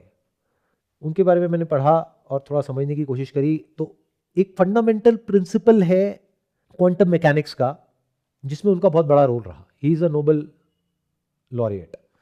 उन्होंने वेवलेंथ को कैलकुलेट करने का एक फॉर्मूला जो कि ऑलरेडी था, but that was for the photons, वो उन्होंने एज इट इज अप्लाई कर दिया बेस्ड अपॉन सम कैलकुलेशंस के उसी को अगर हम इलेक्ट्रॉन्स पे अप्लाई करें तो क्या होगा। तो दिस वाज द हाइपोथेसिस। फिर बाद में उसको लैब में जब मैथमेटिकली कहा, जब उसको और किसी साइंटिस्ट ने प्रैक्टिकली करा लैब के अंदर, तो देखा कि not just photons are acting like particle when observed, and if not observed like waves, but even matter यानी कि इलेक्ट्रॉन्स, वो भी ऐसे ही एक्ट कर रहे हैं। जब ये कंफर्म हो गया लैब में और ये एक्सपेरिमेंट सक्सेसफुल हो गया, तब उनको नोबेल प्राइज मिला। बट उसके बारे में जितना मैंने पढ़ा तो his personality was such, he was basically an introvert, और वो बोलने में करने में इतना अच्छे नहीं थे। He was not a very good speaker. तो जिस वजह से he is not that well known, because it's not just about the product but also about packaging. इस वजह से historically बहुत कम लोग हैं जो उनके बारे में बात करते हैं. तो he derived a very interesting equation to understand the wavelength of a particle, which was h by p, where h stands for Planck's constant and p stands for momentum of the particle. अब momentum का अगर हमको derive करना है तो कैसे करेंगे? m multiplied by velocity. Wavelength का उन्होंने एक फॉर्मूला निकाला जिसको बाद में क्वांटम फिजिक्स में, क्वांटम मैकेनिक्स में काफी फंडामेंटल तरीके से यूज किया जा रहा है. ये कहना गलत नहीं होगा कि वहां से क्वांटम फिजिक्स की नींव रखी गई. तो एक तरफ से आ गया प्लैंक्स कांस्टेंट, एक तरफ से आ गया मोमेंटम, और अगर मोमेंटम हमको निकालना है तो हमको मास मल्टीप्लाइड बाय वेलोसिटी. अब अगर इसको हम फोटॉन के केस में देखते हैं, फोटॉन के बारे में अभी हमें क्या पता है? Photon is neither negatively charged nor positively charge, that is one. दूसरा उसके बारे में बोलते हैं उसका जो मास है दैट इज जीरो. अब इंपॉर्टेंट बात समझने वाली यह है कि मास और वेट अलग अलग चीजें हैं, सेम नहीं है. Weight is relative to gravitational field, but mass means कि जो एक्चुअल में उसके अंदर मैटर है, इररिस्पेक्टिव ऑफ कि वो ग्रेविटेशनल फील्ड में है या नहीं है, दैट ऑलवेज रिमेन्स सेम. तो फोटोन के बारे में क्या कहते हैं? Mass is zero. चार्ज क्या है? Neither positive nor negative. Dimensions क्या है? जैसे अभी we are sitting in a 3 dimensional space, it has no dimensions. Imagine करो एक ऐसा पॉइंट, तो उसके बारे में क्या कहते हैं? It's just a point but without any dimensions. तो अब अगर इसको हम किसी भी इक्वेशन में लगा देते हैं, whether it is wavelength is equal to h यानी कि Planck's constant divided by momentum which is mass into velocity. जैसे ही हम फोटोन की वेवलेंथ कैलकुलेट करने के लिए इस फॉर्मूला को यूज करते हैं तो क्या वेवलेंथ निकलती है? In other words, photon which has got zero mass, तो the formula is Planck's constant no matter what that amount is, divided by mass into velocity. If mass is zero, तो हम जैसे ही किसी भी नंबर को zero से divide करते हैं तो हमारे पास आता है इंफिनिट. सो अगर कोई ऐसा ऑब्जेक्ट है इस यूनिवर्स में जिसका कि मास जीरो है और कोई डायमेंशन नहीं है और कोई इलेक्ट्रिकल चार्ज नहीं है, तो क्या उसको पार्टिकल कहना ठीक होगा? पहले तो एक बहुत बड़ा क्वेश्चन मार्क है. It's just a point in the quantum field. अब वो पॉइंट एग्जैक्टली वो पार्टिकल है या फिर जिस डिटेक्टर के थ्रू उसको देखा जा रहा है उस डिटेक्टर पे वो पॉइंट रिफ्लेक्ट हो रहा है, क्योंकि किसी पर्टिकुलर पॉइंट पे उसको देखा जा रहा है. If there is no detector, जिसको ऑब्जर्वर कहते हैं, तो scientifically it is proven there is a wave. जिसको पार्टिकल कहा जा रहा है, लाइट के जिस एस्पेक्ट को पार्टिकल कहा जा रहा है, फोटोन, उसका अगर मास जीरो है तो उसकी वेवलेंथ क्या हुई? इन्फिनिट. तो इसके लिए क्या किया? जब ये प्रॉब्लम आई तो इसके लिए एक अलग इक्वेशन बन गई, क्योंकि इन्फिनिट नहीं हो सकता, इस वजह से उसके लिए एक अलग इक्वेशन बन गई कि फोटोन के लिए ये इक्वेशन है. और धीरे धीरे साइंस आगे बढ़ती जा रही है. जैसे जैसे पहले क्या समझा गया? फोटोन अलग है, इलेक्ट्रॉन अलग है. अब क्या हुआ? डबल स्लिट एक्सपेरिमेंट के थ्रू फोटोन में भी करके देखा, इलेक्ट्रॉन में भी करके देखा, रिजल्ट सेम आया. अब जैसे जैसे इसको आप अलग अलग इक्वेशंस में लगाते चले जाओगे without any fear of being right और रॉन्ग, तो देखो क्या होगा. E is equal to mc square में अगर हम लगाते हैं तो एनर्जी क्या हुई? जीरो. अच्छा, E is equal to mc square में अगर हम c square which is square of the speed of light और the speed of the particle, अगर उसको वहां पर रखें लेकिन m को हम उससे डिवाइड कर दें एनर्जी से, और हम पहले से अज्यूम ना करें कि एनर्जी जीरो है, irrespective of what the energy is, if mass is zero, speed is infinite, wavelength is infinite. तो अब किसी भी फॉर्मूले में जैसे ही इस तरह से आप देखोगे तो या तो आप इंफिनिट पे पहुंचोगे या जीरो पे पहुंचोगे. तो साइंटिस्ट क्या करेंगे? उनको लगेगा कहीं कुछ गलत हो रहा है, तो उसके लिए वो उसको अलग तरीके से देखेंगे कि इसमें मोमेंटम तो है, इसमें इलेक्ट्रिक चार्ज तो है, तो इसको मेजर करने का ये तरीका नहीं है, ये तरीका है। किस लिए? इन्फिनिट को और जीरो को अवॉइड करने के लिए। अब ये इन्फिनिट क्या होता है और जीरो क्या होता है? मैंने कहा ना, स्पिरिचुअलिटी में, साइंस में आगे बढ़ना है तो व्हाट पे जाओ। जब मैं यहां तक पहुंचा तो मैंने कहा कि यार ये तो या तो जीरो की तरफ जा रहा है या फिर इन्फिनिट की तरफ जा रहा है। तो जीरो क्या है? What is zero? अब ये सुनने में बड़ा ऑब्वियस सा लगेगा, but when I researched on that तो I found zero means nothingness. मतलब क्या?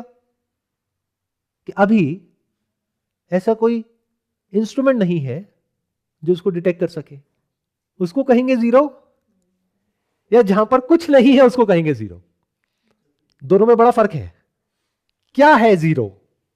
देखो ध्यान से समझो। मैंने एक जगह पे कुछ बहुत इंटरेस्टिंग पढ़ा, देखो मैं उसको वहीं से रीड ही कर देता हूं।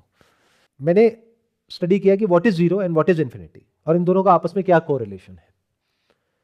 तो इन एसेंस, जो भी लंबा चौड़ा रिसर्च आया उसके बाद में क्या निकला एसेंस में, zero is the absolute minimum जहां तक हम पहुंच सकते हैं, and infinity is the absolute maximum, both representing extremes beyond our finite understanding. Zero left में आ गया, इंफिनिटी राइट में आ गया। राइट में जिस पॉइंट पे जाकर के हम कह देते हैं कि अब इसके आगे हमारी पकड़ में नहीं है, तो वो इंफिनिटी है। और इधर जाकर के एक ऐसा पॉइंट आता है जहां पर जाकर के हम कहते हैं कि बस इसके आगे वी डोंट नो, वो अननोन में है, वो जीरो है। तो दोनों इंफिनिटी है। अगर यहां तक हमें समझ आ रहा है तो फोटोन को देखो एक बूंद की तरह, एक बड़े से समुद्र में पानी की एक बूंद। अगर पानी की बूंद को आप समझ लेते हो तो आपको अलग अलग हर बूंद को समझने की जरूरत नहीं है, आप पानी को समझ लेते हो। तो फोटोन के दो एस्पेक्ट्स हैं, एक है वेव, एक है particle. This is all scientifically proven. The dual nature of photon और इलेक्ट्रॉन, जिसको हम मैटर बोलते हैं। इलेक्ट्रॉन को भी अब ब्रेक डाउन करा जा रहा है, प्रोटॉन को भी ब्रेक डाउन करा जा रहा है, क्वार्क्स की बात करी जा रही है। They are again saying it's a point, same जैसे फोटॉन्स के बारे में बोला जा रहा है। अभी उसको और ब्रेक डाउन करेंगे, जैसे जैसे इंस्ट्रूमेंट्स बनेंगे, करते जाओ। तो अब मैंने क्या कहा था थोड़ी देर पहले कि ये एक लैब है जहां पर आप सब बैठे हो और हम एक एक्सपेरिमेंट कर रहे हैं। अब बताना कि ये आपके एक्सपीरियंस से लिंक होता है नहीं होता है।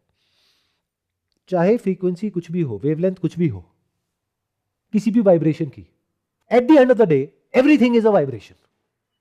ये जो लाइट्स हम देखते हैं अलग अलग रंग की, इसको हम कैसे इंटरप्रेट करते हैं? हमको लगता है कि हम कलर को देख रहे हैं, कलर को हम नहीं देखते हैं। जैसे हमारे पास में 3 अलग अलग तरह की वेवलेंथ्स को देखने के लिए रिसेप्टर्स हैं, कुछ जो बड़ी वेवलेंथ को देखते हैं, कुछ छोटी को, कुछ मीडियम वाली को। उसके बेस पे हम इंटरप्रेट करते हैं कि ये लाल है, RGB, ये ग्रीन है, ये ब्लू है। तो हम क्या देख रहे हैं? Vibration at different wavelengths of different frequencies. आपको बहुत इंटरेस्टिंग आने वाला है, ध्यान से सुनना। जो स्पीड ऑफ लाइट है दैट इज कांस्टेंट। ध्यान से सुनना, दोबारा से बोलूंगा। जो स्पीड ऑफ लाइट है दैट इज कांस्टेंट। तो चेंज क्या होता है? वेवलेंथ चेंज होती है और फ्रीक्वेंसी चेंज होती है of a vibration. In other words, जैसे ही वेवलेंथ बड़ी होती है तो फ्रीक्वेंसी कम हो जाती है, और जब वेवलेंथ छोटी होती है तो फ्रीक्वेंसी बढ़ जाती है, लेकिन जो स्पीड है वो सेम रहती है, दैट इज कांस्टेंट। तो speed of light is constant, जिसका नियर अबाउट जो नंबर आता है वो आता है 3 लाख किलोमीटर के आसपास। अगर किलोमीटर की बात करी जाए तो 3 लाख किलोमीटर पर सेकंड के आसपास उसका नंबर आता है, अगर आप कैलकुलेट करोगे तो उससे थोड़ा सा कम। तो दैट इज कांस्टेंट। अब ये जो साउंड ऑफ साइलेंस है, एक बात समझ आती है कि वेव, ये पार्टिकल तो नहीं है। अभी ऐसा हमारे पास में कोई इंस्ट्रूमेंट नहीं है जो साउंड ऑफ साइलेंस को कैप्चर करके मेरी इस बात को प्रूव कर सके, बिकॉज ये जो साउंड ऑफ साइलेंस है विच इज अ वेव, इसकी वेवलेंथ क्या है? अगर फोटोन का मास 0 है, photon which is like a drop in the ocean, तो वेवलेंथ इज इन्फिनिट। तो क्या ये हम सबका एक्सपीरियंस है या नहीं है? Is it in a single line? देखो ध्यान से समझो। For you it is in a single line, for me it is in a single line. अपने आप को ऐसे देखो, हम सब अलग अलग डिटेक्टर्स हैं। तो अगर ध्यान से लाइन ड्रॉ करोगे तो it's a straight line with infinite wavelength, with zero frequency, whether you call it zero frequency or you call it infinite frequency, that doesn't matter. तभी कहते हैं उसके बारे में कुछ कहा नहीं जा सकता, फिर भी हम कह रहे हैं. बट फर्क क्या है कि हम साइंटिफिकली कह रहे हैं. अब ये जो हमारा हाइपोथेसिस है, ये सही है गलत है, वो समझने का काम जो क्वांटम फिजिक्स के जो साइंटिस्ट हैं उनका है. बट हम क्या कर रहे हैं, जो मैथमेटिकल इक्वेशंस हैं उसको ब्रेक डाउन कर रहे हैं, समझने की कोशिश कर रहे हैं, और ये देख रहे हैं कि क्या ये हमारे एक्सपीरियंस से कनेक्ट हो रहा है नहीं हो रहा है. फर्क क्या है कि वो जो साइंटिस्ट हैं उनको साउंड ऑफ साइलेंस के बारे में नहीं पता है, और जो स्पिरिचुअल लोग हैं या तो उनके पास में ज्ञान है या मान लो एक्सपीरियंस भी है साउंड ऑफ साइलेंस का, लेकिन साइंटिफिकली उनको नहीं पता है. हम दोनों को जोड़ रहे हैं, मैथमेटिकली साइंटिफिकली सबको कनेक्ट करके स्टेप बाय स्टेप चीजों को देख रहे हैं. तो क्या ये वेवलेंथ साउंड ऑफ साइलेंस की फाइनाइट है या इन्फिनिट है? ये हम कैसे बोल सकते हैं? अगर मैं अकेला होता और मैं ये बोल देता तो मुझे ये भी इल्यूजन हो सकता था कि it's just a straight line. But now we know it's not a straight line, it's a quantum field. एक पर्टिकुलर डॉट से जब हम देख रहे हैं, यानी फोटोन के स्टैंड पॉइंट से जब हम देख रहे हैं, यानी कि साउंड ऑफ साइलेंस में एक dot which is not different from sound of silence, because दोनों का मास जीरो है,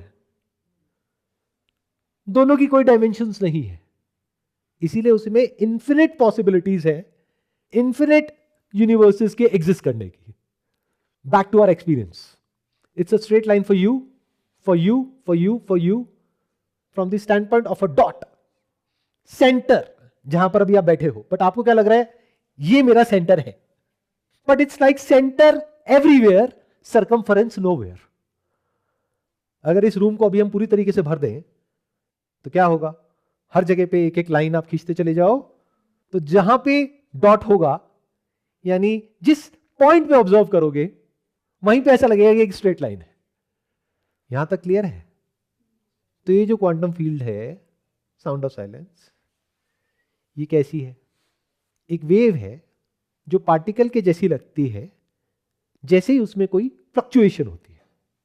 किसी भी तरह की कोई भी फ्लक्चुएशन क्यों होती है कहीं पर भी? मान लो एक लेक है जो स्टिल है, देखने में स्टिल लग रही है, जैसे स्पेस देखने में स्टिल है, बट वो लेक भी स्टिल नहीं है, उसमें फ्लक्चुएशंस होने के बहुत सारे रीजंस हैं.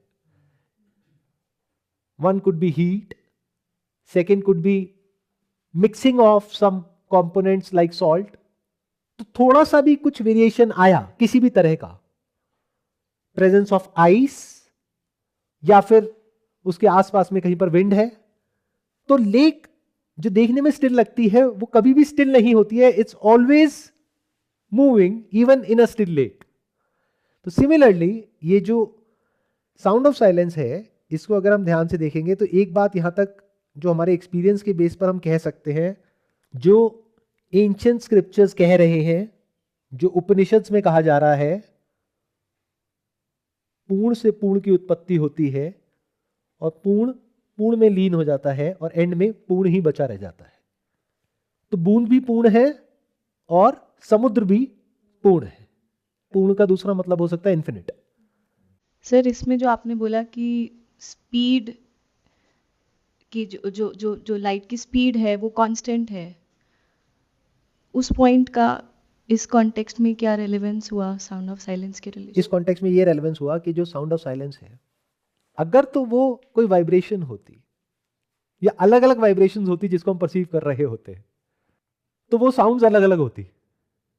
तो हमें क्या समझ आ रहा है? ये साउंड है ही नहीं, क्योंकि sound can not exist in a vacuum. But जो लाइट है उसकी जो स्पीड है उसको मेजर किया जाता है as per the speed of that light in vacuum. तो इससे हमें क्या समझ आ रहा है? This is not a sound, this is light in the wave form, light which is electromagnetic. और इसकी जो स्पीड है वो कांस्टेंट है. क्या ये हमारा एक्सपीरियंस है या नहीं है? क्या साउंड ऑफ साइलेंस की जो स्पीड है वो कम ज्यादा होती है कभी भी? It's always constant. इसका मतलब ये कोई साउंड नहीं है, क्योंकि साउंड की जो प्रॉपर्टीज होती है वो अलग होती है और लाइट की जो प्रॉपर्टीज होती है वो अलग होती है। बट जो साउंड होती है वो धीरे ट्रैवल करती है और वो अलग अलग होती है, and it can not exist in a vacuum. But light exist even in vacuum. तो अगर हम किसी ऐसी जगह पे चले जाते हैं जहां पर कोई साउंड नहीं है, और अगर वहां पर भी साउंड ऑफ साइलेंस है और बदल नहीं रही है, तो वी कैन कॉन्फिडेंटली से कि ये कोई दो ऑब्जेक्ट्स जो अल्टीमेटली इलेक्ट्रॉन है, या अल्टीमेटली अगर देखोगे तो वो भी वेव ही है, but on a superficial level कि दो ऑब्जेक्ट्स के टकराने की वजह से जो आवाज हुई वो धीरे ट्रैवल करती है। अब ये बात करते करते मेरे माइंड में एक थॉट आ रहा है, क्या जो साउंड होती है उसकी जो स्पीड होती है वो भी कांस्टेंट होती है या वो वेरी करती है? आप माइक लेकर के बोलो। नहीं, ये बड़ा पॉइंट है। अगर ये पॉइंट बड़ा है तो हम अभी यहाँ पे कुछ बहुत इंटरेस्टिंग देख रहे हैं। सर साउंड की जो स्पीड है ना वो मीडियम पे डिपेंड करती है सर। डेंसर मीडियम में साउंड स्लो स्पीड से मूव करता है और रेयरर मीडियम में साउंड फास्ट मूव करता है sir. Let me cross check. Okay, so what you said is right. The speed of sound is not constant. It varies depending on the medium through which it travels and the conditions of that medium. Here are the primary factors affecting the speed of sound. Sound travels fastest in solids, such as steel. Sound travels slower in liquids, such as water. Sound travels slowest in gases, such as air. So we can easily test it out. I have done that. You guys can also do that. I've done scuba diving, जहाँ पे मैं काफी deep में गया था, सी में, under water. वहां पर साउंड की जो स्पीड है वो चेंज हो जाती है, बट ये साउंड ऑफ साइलेंस चेंज नहीं होती है। Even when we are in the aeroplane वो चेंज नहीं होती है। Even when we are sitting in a room जहां पर के बहुत शोर है वो चेंज नहीं होती है, साइलेंस है वो चेंज नहीं होती है। तो it is not a sound. तो जिसको हम साउंड ऑफ साइलेंस कह रहे हैं, जो मैं शुरू से कहता आया हूं कि ये कोई साउंड नहीं है, तो वो क्या है? उसको आप चाहे तो लाइट वेव बोल सकते हो, बट लाइट भी क्या है? लाइट किसकी है? सन की है या किसी स्टार की है या बिग बैंग की है? क्या है light? Now what is light? ये अपने आप में बहुत बड़ी मिस्ट्री है। Light is just a name given to a phenomena जो हमें एक्सेप्ट करना होगा कि हमें पूरी तरह से अभी तक समझ नहीं आया है कि वो क्या है। लाइट का ही जो स्मॉलेस्ट एस्पेक्ट है, जो हम कह रहे हैं पैकेट्स के अंदर आ रही है, फोटॉन्स, उसी को हम बोल रहे हैं वो पार्टिकल है और वेव भी है, दोनों है एट द सेम टाइम। तो why call it a light? Let's call it an electromagnetic vibration. From one standpoint, that vibration is a wave. In reality, that vibration is a wave. Even the smallest particle of that vibration is demonstrating the qualities of the larger part. In fact, बड़े को समझना है तो छोटे को समझ लो, तो photon को समझ लो। अब फोटोन में कंफ्यूजन क्या होती है? उसमें मोमेंटम है, उसमें एनर्जी है। ये हमें कैसे पता कि वो एनर्जी फोटोन में है? और वो एनर्जी जिस डिटेक्टर के थ्रू उसको ऑब्जर्व किया जा रहा है, अगर नहीं ऑब्जर्व करते हैं, if there is no detector, तो light is a wave with infinite possibilities, which is the sound of silence. पर जब डिटेक्टर होता है, डिटेक्टर साउंड ऑफ साइलेंस को डिटेक्ट किया जा रहा है ना, point in the sound of silence जहां पर एक स्ट्रेट लाइन है अप टू इंफिनिट। क्या ये आपका एक्सपीरियंस है या नहीं है? साउंड ऑफ साइलेंस को अभी हम डिटेक्ट कर रहे हैं। अभी साइंटिफिकली ऐसा कोई इंस्ट्रूमेंट नहीं है जो कि साउंड ऑफ साइलेंस को डिटेक्ट कर पा रहा है, बट हम तो डिटेक्ट कर रहे हैं और यहां तक भी समझ आ गया कि ये कोई साउंड नहीं है। It is closest to light because इसकी स्पीड कांस्टेंट है। साउंड की स्पीड वेरी होती है, इसकी स्पीड कांस्टेंट है, ये हमारा एक्सपीरियंस है। तो there is a point in this infinite quantum field जहां से इसको देखा जा रहा है, whether that is an electron or a proton or an atom or a cell with a nucleus or a photon, it doesn't matter. But एक बात पक्की है कि एक पॉइंट पे इसको ऑब्जर्व किया जा रहा है, जिस पॉइंट से अगर आप इसको देखते हो तो it appears as if it's a straight line. But can you tell कि स्ट्रेट लाइन इधर से इधर है, लेफ्ट टू राइट है, या बैक टू फ्रंट है? तो इसकी स्पीड चेंज नहीं हो रही है, ये इन्फिनिट है, पूर्ण है, यही सारे स्क्रिप्चर्स कह रहे हैं. और एक पॉइंट से इसको ऑब्जर्व किया जा रहा है. तो these are like different points जहां से इसको ऑब्जर्व किया जा रहा है. बिकॉज हमारा इंस्ट्रूमेंट इतना कैपेबल है कि यहां पर इसका ऑब्जर्वेशन पॉसिबल है. अब जो इंटरेस्टिंग पार्ट है वो यहां से एक्चुअल में शुरू होता है. अभी तक तो हमने साइंटिफिकली यहां तक देखा. अब आप किसी भी इक्वेशन को उठा करके जैसे ही इन फंडों को अप्लाई करोगे, यानी कि लाइट का जो मटेरियल एस्पेक्ट है विच इज फोटोन, या लाइट का जो वेव एस्पेक्ट है उसकी जो वैल्यू है उसको मैथमेटिकली अप्लाई करोगे तो या तो आप जीरो पे पहुंचोगे या इन्फिनिट पे पहुंचोगे, अगर अपनी इक्वेशंस को चेंज ना करो तो. हाँ, उसको मेजर करने के लिए एक अलग सी इक्वेशन बना लो बेस्ड अपॉन योर हाइपोथेसिस कि ये तो ऐसा ही है तो ऐसा ही होना चाहिए, तो गड़बड़ हो जाएगी. उसकी एनर्जी भी इन्फिनिट आएगी या जीरो आएगी. Zero is again infinite. Zero मतलब क्या कि एनर्जी इतनी कम है कि हमारी पकड़ में ही नहीं आ रही कि वो क्या है, तो हमारे हिसाब से इसमें एनर्जी नहीं है. और यही तो कहा जाता है मैनिफेस्ट एंड अनमैनिफेस्ट, निर्गुण और सगुण. These are two sides of the same coin. जैसे यिन और यांग का आपने सिंबल देखा होगा, तो जब डार्कनेस होती है तो उसके सेंटर में लाइट है और जहां लाइट है वहां पे सेंटर में डार्कनेस है. एक को आप जीरो कह सकते हो, एक को इन्फिनिट कह सकते हो. इन्फिनिटी में जीरो है या जीरो में इन्फिनिट है. तो मैथमेटिकली कोई भी नंबर हो, कितना भी बड़ा हो, उसकी शुरुआत कहां से होती है? जीरो से. तो जीरो क्या है?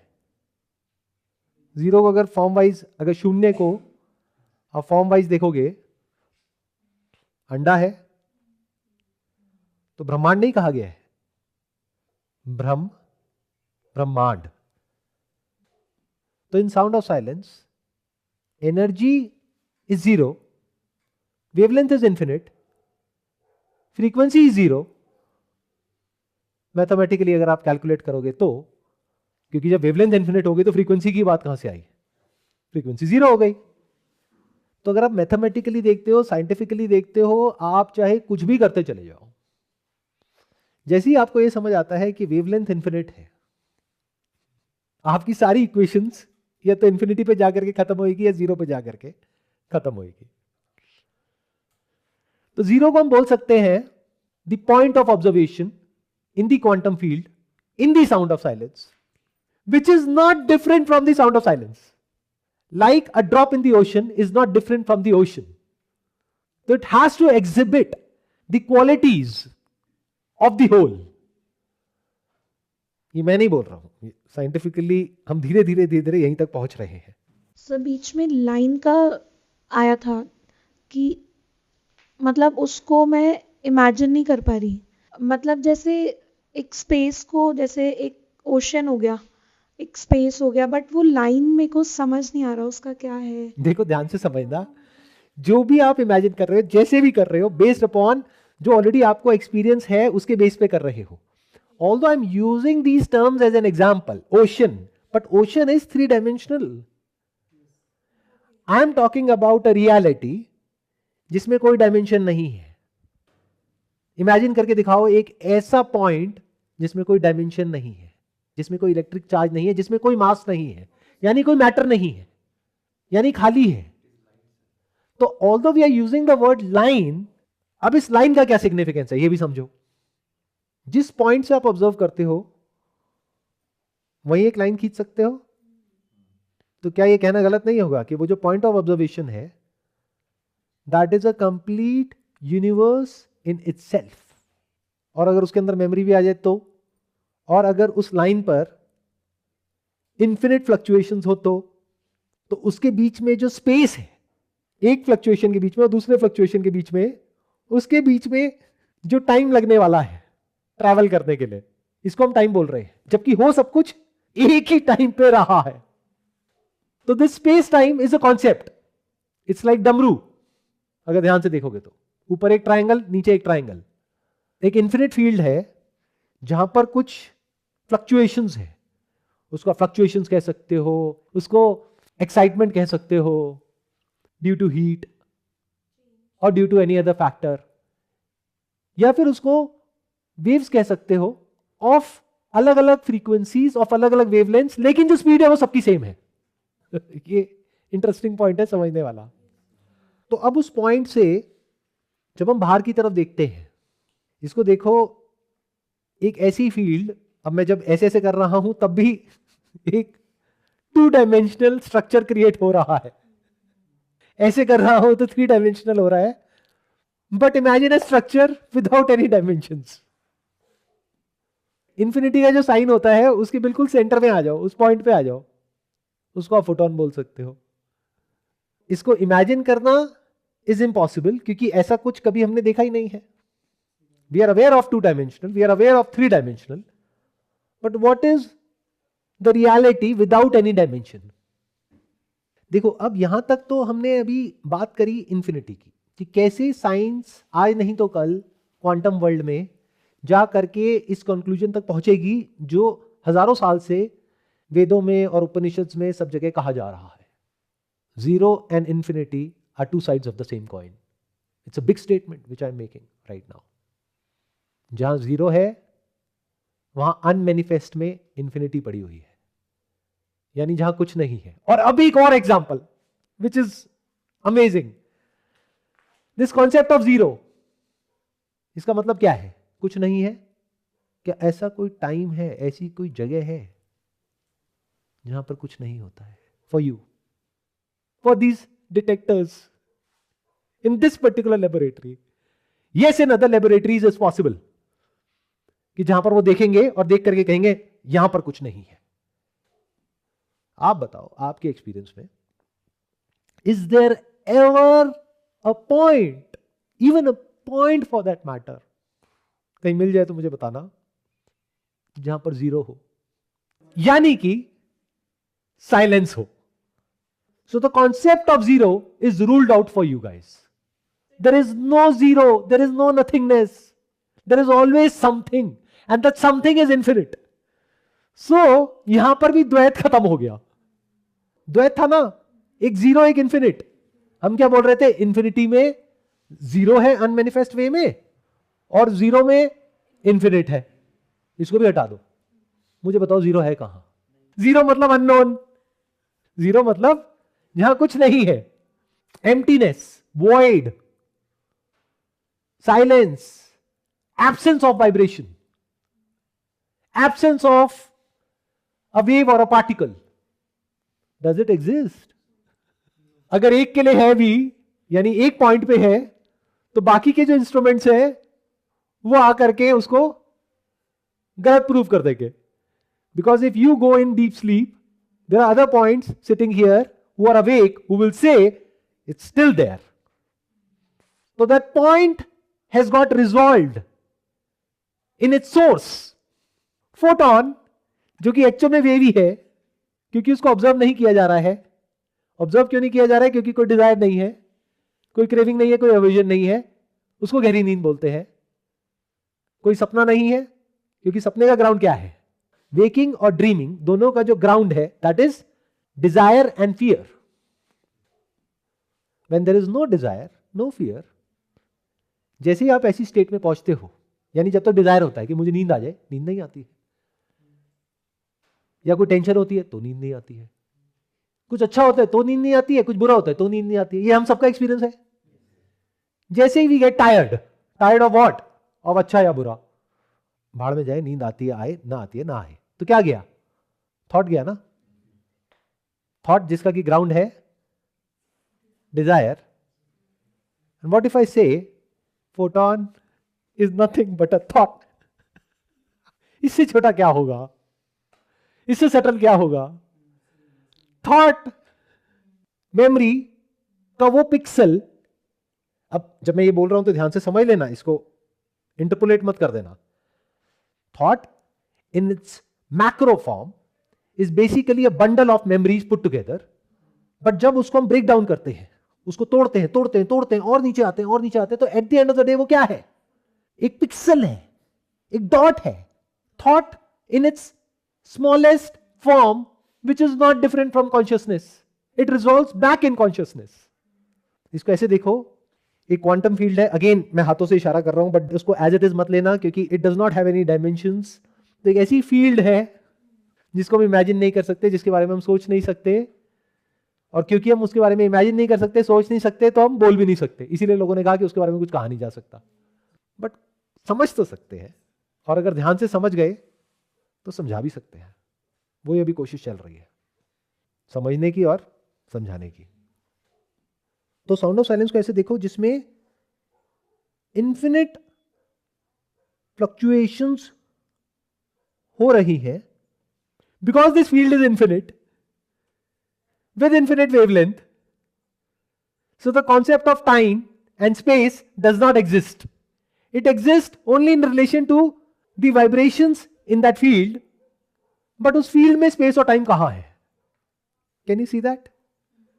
Infinity में सब कुछ एक साथ हो रहा है, बट अलग अलग पॉइंट पे हो रहा है, तो उस पॉइंट के बीच का जो डिस्टेंस है, उस स्पेस के इंटरवल को हम टाइम कहते हैं, और उसको हम क्वांटिफाई करने की कोशिश करते हैं। चलो इसको ऐसे समझो, just as an example, this is that field, और ये मान के चलते हैं इन्फिनिट है, आगे तक इन्फिनिट है। उस इन्फिनिटी में ये अभी कुछ फ्लक्चुएशंस हो रही है। जितने लोग यहां पर बैठे हैं, ये क्या है? अगर एक फ्लक्चुएशन नहीं है तो, एक वाइब्रेशन नहीं है तो, अब वो फील्ड जो सिर्फ यहां तक नहीं है इनफैक्ट यहां वहां का उसमें कोई कॉन्सेप्ट ही नहीं है, क्योंकि यहां वहां के कॉन्सेप्ट के लिए डायमेंशंस का होना जरूरी है, तो उसमें एक साथ सब कुछ एग्जिस्ट कर रहा है। ये अलग अलग पॉइंट्स हो गए उसी फील्ड में, पॉइंट ऑफ ऑब्जर्वेशन। अब मैंने क्या कहा है अपने अलग अलग सेशंस में, या मैंने नहीं, स्क्रिप्चर्स क्या कहते हैं? सत इज चित एंड चित इज सत। यानी जो साइंस की एक और बहुत बड़ी प्रॉब्लम है, अभी तो हमने सिर्फ मैथमेटिकली देखा कि साउंड ऑफ साइलेंस क्या है, अब एक दूसरी प्रॉब्लम पे आते हैं which is even bigger than that. क्योंकि अगर उन्होंने वो सॉल्व कर भी लिया कि ये साउंड ऑफ साइलेंस है, कोई इंस्ट्रूमेंट बना भी लिया, तो उसमें भी दिमाग लगाएंगे इसको कैसे यूज करें, इसकी इन्फिनिट पावर्स को और बेटर एनर्जी जनरेट करने के लिए। तो सब्जेक्ट और ऑब्जेक्ट की जो डुअलिटी है वो बनी रहेगी, वो नहीं मिटने वाली, क्योंकि वो उस फील्ड को देखेंगे खुद से अलग। जो साइंटिस्ट है, तो एक साइंटिस्ट हो गया, एक फील्ड हो गई, एक इंस्ट्रूमेंट हो गया जिससे उसको देखा जा रहा है, एक इंस्ट्रूमेंट हो गया जो उस फील्ड में से उस एनर्जी को एक्सट्रैक्ट कर रहा है, फिर उसको यूज करने के तरीके निकालेंगे, उसकी कुछ इक्वेशंस बनाएंगे, और ये देखेंगे कि कैसे हमको एक ऐसा सोर्स मिल जाए जहां पे कि इन्फिनिट एनर्जी हो। बट कॉन्शियसनेस क्या है? वो प्रॉब्लम तो वही की वही है ना। अब उस प्रॉब्लम पे आ जाते हैं। ये मुझे अब एक्सप्लेन करने की जरूरत नहीं है that we are all conscious at this very moment. अभी कॉन्शियसनेस क्या है? एक ऐसी लाइन है which has got no dimensions, but उसकी वेवलेंथ इंफिनिट है, जहां पे एक पॉइंट पे आपका बचपन है, एक अभी है, एक आगे बुढ़ापा है। ये सब एक साथ एग्जिस्ट कर रहा है, बट ये हमारे लिए समझ पाना इज नेक्स्ट टू इम्पॉसिबल, क्योंकि अगर वो फील्ड इंफिनिट है तो अलग अलग कैसे हो सकता है? इसीलिए टाइम ट्रैवल की बात करी जा रही है। If something can travel faster than the speed of light, तो टाइम ट्रैवल पॉसिबल है। बट मेरी प्रॉब्लम ये नहीं है कि टाइम ट्रैवल पॉसिबल है या नहीं है। अरे अगर चले भी गए पीछे तो क्या कर लोगे, मुझे ये समझाओ। 1000 साल पीछे कुछ बहुत अच्छा हो रहा था क्या? और पीछे चले गए डायनासोर के युग में, तो क्या मिल जाएगा आपको वहां पे जाकर के? तो science is always trying to do something with this field. But मैंने क्या कहा, स्पिरिचुअलिटी में कुछ नहीं होता है, कुछ नहीं मिलता है, कुछ नहीं करना है। तो क्या करना है? जो है जैसा है उसको वैसा देखना है। Now comes the question, very important question, what is this field? जो हम सबका एक्सपीरियंस है, what is sound of silence? Sound of silence में ये अलग अलग पॉइंट्स है ऑफ ऑब्जर्वेशन। इन पॉइंट्स को आप चाहो तो थॉट बोल सकते हो। अभी आप कैसे देख रहे हो, यानी अभी इस वक्त ये कॉन्शियसनेस कैसे काम कर रही है? अपनी आंखों को देखो विंडोज की तरह। उस विंडो के थ्रू जो देखना चल रहा है, seeing, that is consciousness, but there is no separate seer. ये इल्यूजन तो हम बहुत पहले ही तोड़ चुके हैं, अगर मेरे को ध्यान से सुना होगा तो अब तक टूट गई होगी, कि there are no different seers in our different bodies. तो जहां जा करके स्पिरिचुअलिटी खत्म हो जाती है उसको तो हम बहुत पीछे छोड़ चुके हैं, अब हम काफी आगे हैं इस वक्त। देख पा रहे हो ना? तो ये अलग अलग पॉइंट्स तो है। पॉइंट किस में है? साउंड ऑफ साइलेंस में, या उस इन्फिनिट लाइन में, जिसको मैं लाइन तो बोल रहा हूं, but line is 2 dimensional, but it doesn't have any dimensions, तो technically we can not call it a line, and when it is not a line तो we can not even call it infinite. इसीलिए कहते हैं उसके बारे में कुछ नहीं कहा जा सकता है। कुछ लोग पास्ट में हुए ऋषि मुनि जिन्होंने कहा ये जो जगत है ये बिल्कुल एक सपने के जैसा है, सपने में दिखता सब कुछ है, होता क्या है? तो अभी एक तरीका आपके पास में ये है, आंखों के थ्रू देखो। अब आंखों के थ्रू सीइंग चल रही है, देखना चल रहा है। इसको आप चाहो तो दृष्टा बोल सकते हो। अगर दृष्टा बोलोगे इस सेंस में कि दृष्टा सब में एक है तब तो ठीक है, बट अगर बोलोगे मैं दृष्टा हूं तो गड़बड़ हो गई। In other words there is no दृष्टा, देयर इज दृष्टि। अगर बोलते हैं आई एम दृष्टि, that is fine, not as a name दृष्टि। इवन मेल्स आर दृष्टि for that matter, fundamentally from the consciousness stand point. यहां पर कोई ना तो मैटर है ना कोई लाइट है, यहां पर वाइब्रेशंस है। उन वाइब्रेशंस को आप परसीव कर रहे हो अपने अपने डिटेक्टर्स के थ्रू, और उसको अलग अलग तरीके से ब्रेन में इंटरप्रेट कर रहे हो कि यहां पर ये है, यहां पर वो है, वहां पर वो है। उसके एक छोटे से फ्रेगमेंट को देख करके आप इंटरप्रेट कर रहे हो। तो अगर आंखों के थ्रू आप देखो तो सही, बट उसकी ब्रेन में कोई रिकॉर्डिंग ना हो, तो is there a separation between seeing and seen and seer? Sir जब मैं दृष्टि के थ्रू कुछ समझने लगती हूँ तो वहां पर तो दृष्टा आ जा रहा है ना? देयर इज नो दृष्टा। अगर आप ध्यान से समझोगे, देयर इज ओनली दृष्टि, in the sense there is seeing, there is sight, and sight is not different from the wave function of light. That sight is the sound of silence. For example आपने अपनी video में कहा था there is sound, there is listening, but जब जैसे for example यहाँ बहुत सारी साउंड्स हैं, आप कुछ एनकाउंटर कर रहे हो, मैं कुछ एनकाउंटर कर रही हूँ, तो जो मैं एनकाउंटर कर रही हूँ वहां पर लिसनर आया उसको एनकाउंटर करने के लिए या नहीं?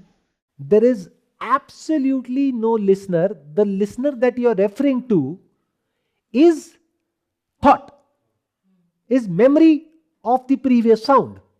At the moment when there is listening, there is no separation between listener, listening and sound.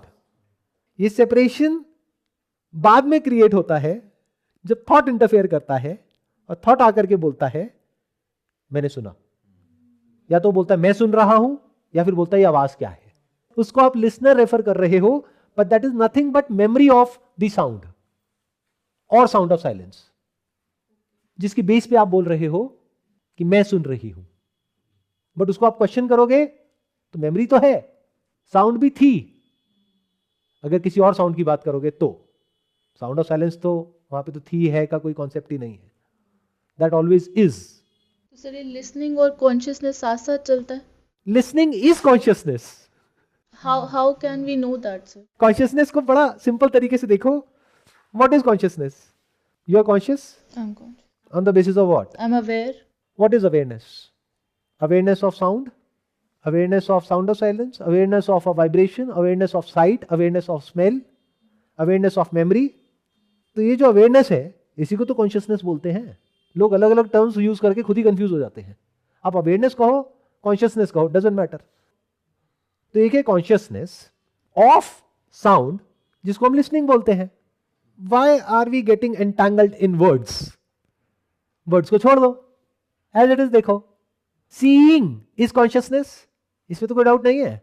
Listening is consciousness, smelling is consciousness. अब व्हाट इज कॉन्शियसनेस? पता लगना। सत्यम ज्ञानम अनंतम, ज्ञान होना। अब ज्ञान मतलब not knowledge for that matter. ज्ञान के दो मतलब होते हैं संस्कृत में। एक है ज्ञान it's a very broad term जिसमें एक्सपीरियंस भी आ जाता है, नॉलेज भी आ जाती है, मेमोरी भी आ जाती है, और जो इंफॉर्मेशन अंदर स्टोर्ड है वो भी आ जाता है।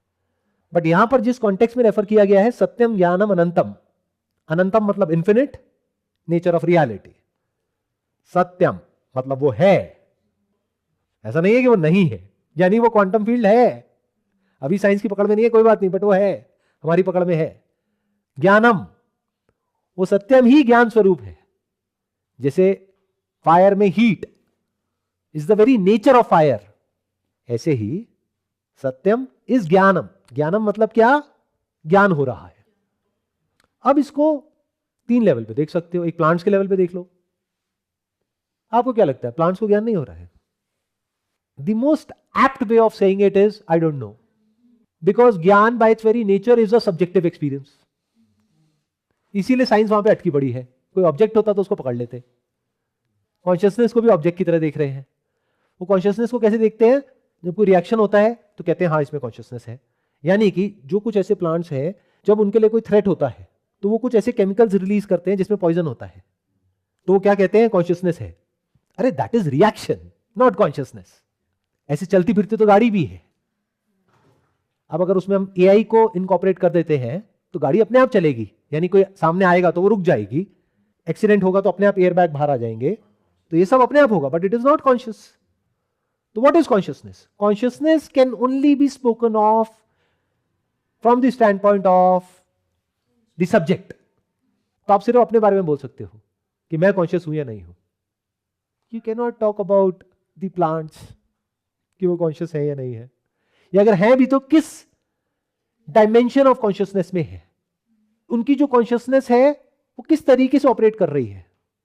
जैसे सेंस ऑफ स्मेल हमारा अलग है, डॉग्स का अलग है, ऐसे ही प्लांट्स के लिए अगर वहां पर लिसनिंग को हटा देते हैं क्योंकि कान नहीं है, बट फीलिंग को और ब्रीदिंग को पकड़ लेते हैं, फीलिंग को पकड़ लेते हैं, तो अगर at the level of feeling they can feel something, but there is no separation between the feeling and the felt, it's one and the same. Can you see that?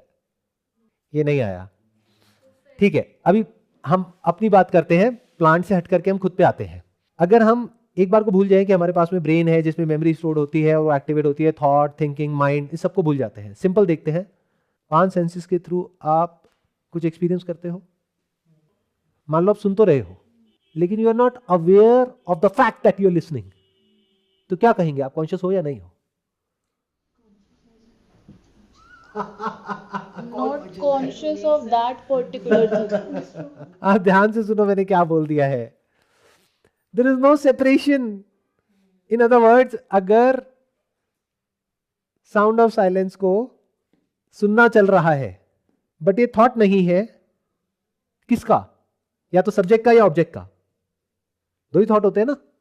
या तो थॉट हो सकता है कि मैं साउंड ऑफ साइलेंस को सुन रही हूं, या हो सकता है ये साउंड ऑफ साइलेंस है। दोनों ही थॉट है। जब ये थॉट नहीं होता है, और ये थॉट क्या होता है? या तो क्रेविंग होती है या एवर्जन होता है। किसी तरह की कोई क्रेविंग होगी, मेरी बातें सुन करके साउंड ऑफ साइलेंस अटैचमेंट हो गई, चलो सुनते हैं, तो डिवीजन क्रिएट हो गया। अच्छा लग रहा है किसे? मुझे। अभी मैं किसको सुन रही हूं? साउंड ऑफ साइलेंस को।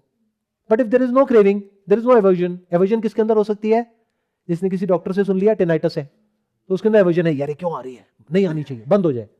तो उसके एक्सपीरियंस में क्या है? साउंड ऑफ साइलेंस है। और एक पर्सन है who is aggravated, who is frustrated because of the sound of silence. और एक है जो खुश हो रहा है, शांत महसूस कर रहा है एंड ऑल दैट। दोनों ही क्या है? थॉट है। तो अगर साउंड ऑफ साइलेंस और लिसनिंग के बीच में कोई थॉट ना हो, प्लस उसकी कोई मेमोरी स्टोर्ड ना हो, तो उसको आप क्या कहोगे? That is consciousness only, minus the object of consciousness.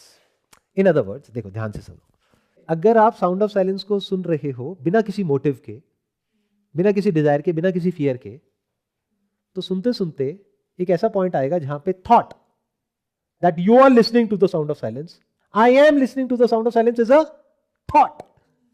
I don't want to listen to the sound of silence is also a thought. When this thought is not there, तो sound of silence कहाँ है और उसको सुनना कहाँ है? Sir, when you are one with the thing. उस समय साउंड ऑफ साइलेंस और कॉन्शियसनेस के बीच में कोई एक्चुअल सेपरेशन नहीं है। तो ये सेपरेशन क्रिएट कैसे होता है? थॉट से। थॉट, उस थॉट को आप बोलते हो मैं। तो आप बीच में आकर के एक सेपरेशन क्रिएट करते हो, सीयर और सीन में, साउंड में और लिसनिंग में, और बोलते हो मैं सुन रहा हूं। ये मैं क्या है अगर एक थॉट नहीं है? Which is memory minus memory, where is this separation? Memory including but not limited to your conscious and unconscious memory.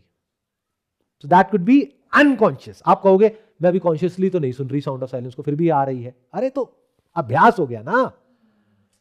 जैसे हमारे साथ होता है कि अपने घर से निकले, ऑफिस पहुंच गए, गाड़ी चलाते हुए पता ही नहीं चला, तो it's not in your conscious realm. But अगर वो कॉन्शियस में नहीं होता तो गाड़ी चलती कैसे? तो सब कुछ अपने आप हो गया। अब एक आखिरी क्वेश्चन रह जाता है, now what is thought? Thought is the subtlest possible fluctuation in consciousness, in the sound of silence, which has got no mass, just like photon, the subtlest matter in this universe. तो जब हम तुरीय state में होते हैं, जो ना तो जागृत है, ना स्वप्न है, ना सुषुप्ति है, यानी ना तो वो वेकिंग है, ना ड्रीमिंग है, ना डीप स्लीप है, तुरीय, ना हम जागे हुए हैं क्योंकि ये सेंसेस के थ्रू नहीं है, ना हम सपना देख रहे हैं क्योंकि ये मेमोरी के थ्रू नहीं है, ना हम सोए हुए हैं क्योंकि हम जागे हुए हैं, तो इसको बोलते हैं तुरीय। तो इसकी जो मेमोरी है उसकी कोई फॉर्म नहीं है। ध्यान से सुनना, ध्यान से समझना। अब हम बिल्कुल लास्ट पॉइंट पे हैं। It is very easy to understand and very difficult अगर अभी आप अवेयर नहीं हो तो पूरी तरह से। अगर अवेयर हो और मेरे साथ साथ में देख लिया तो कुछ बहुत इंटरेस्टिंग देखोगे। जो सेंसेस के थ्रू हमको एक्सपीरियंस होता है उसके थॉट कैसे होते हैं? बहुत कॉम्प्लिकेटेड होते हैं, बहुत विविड होते हैं, उसमें बहुत कुछ एक साथ होता है, एक बहुत बड़ा स्ट्रक्चर होता है।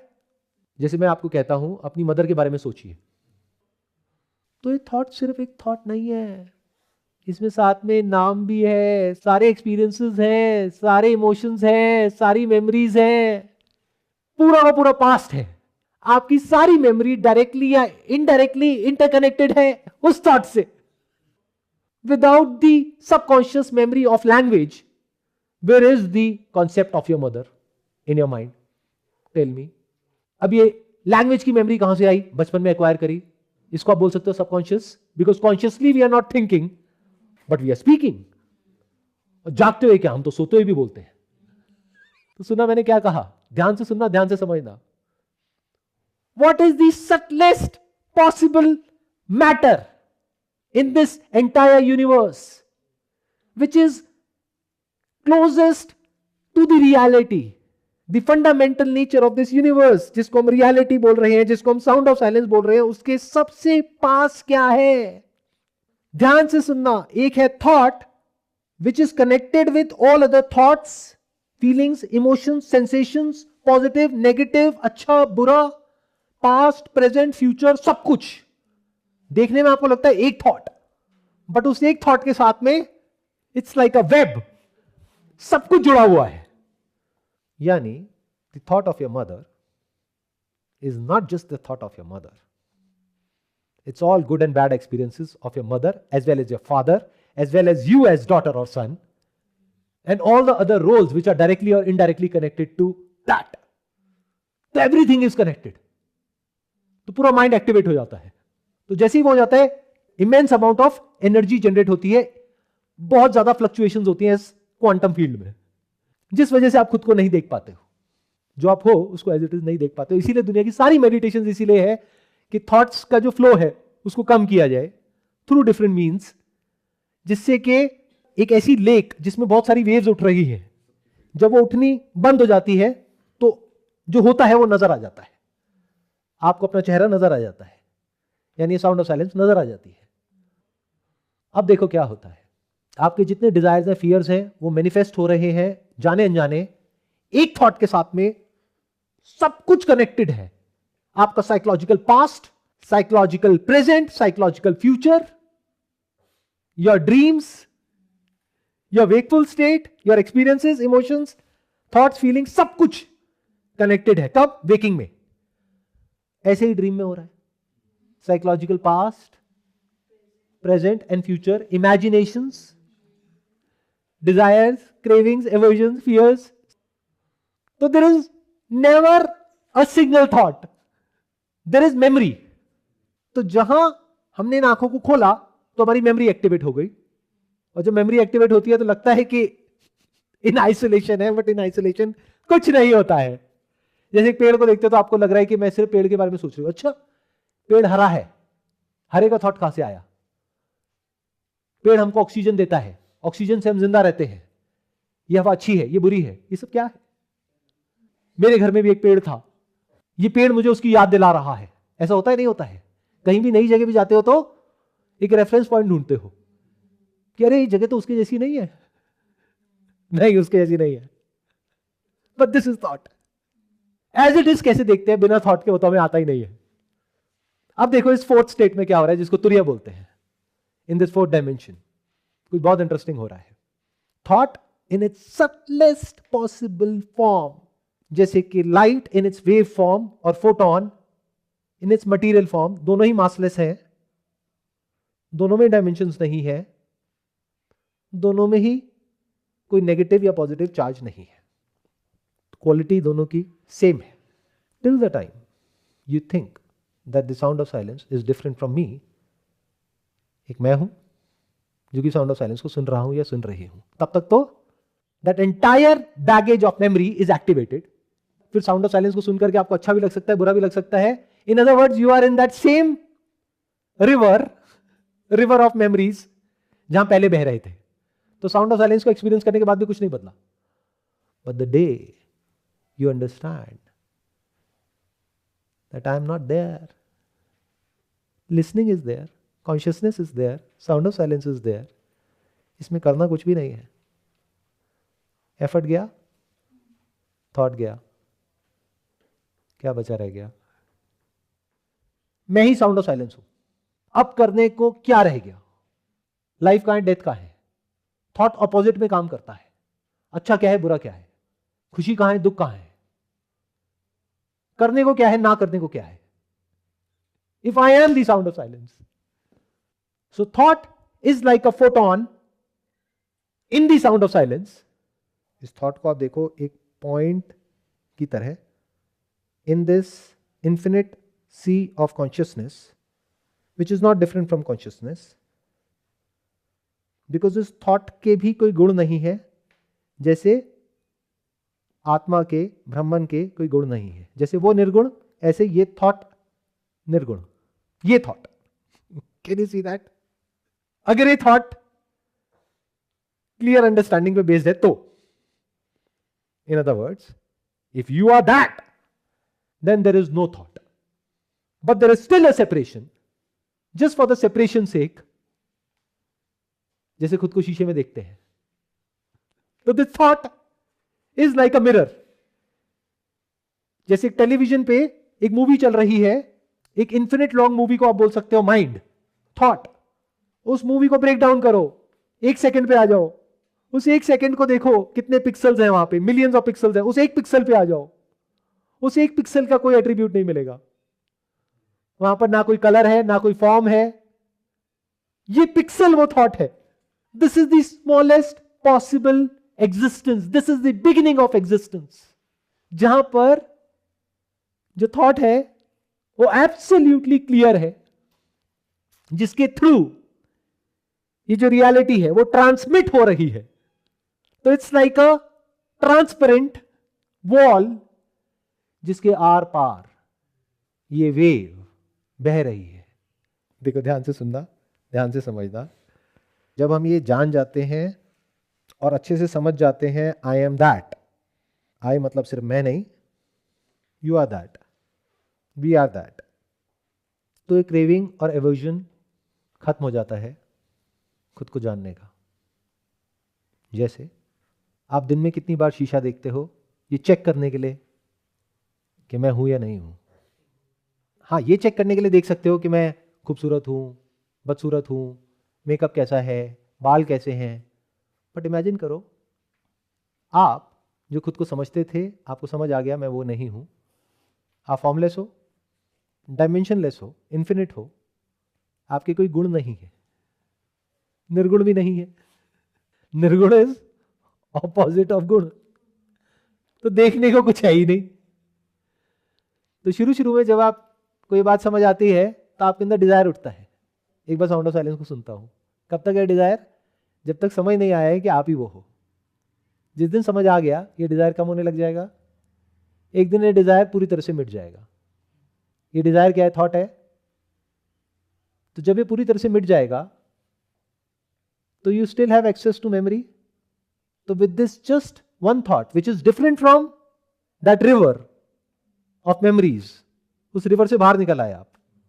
उस रिवर में ही पूरी की पूरी ह्यूमैनिटी बह रही है, उसी को भवसागर कहते हैं।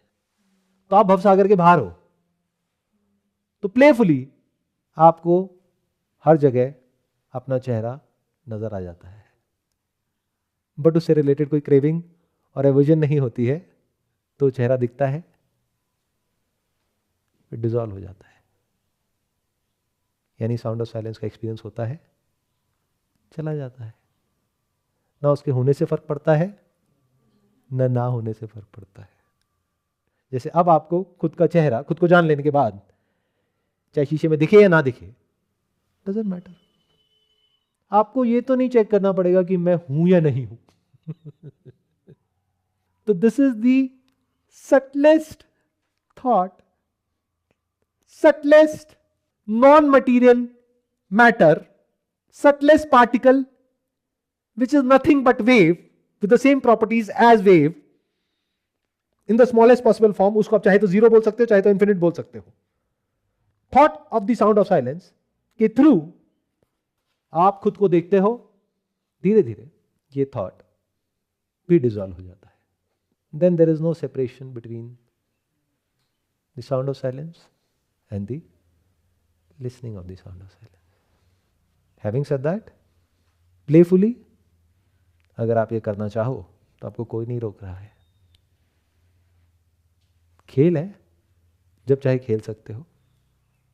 खुद को देखा लेकिन गलत फहमी के साथ नहीं।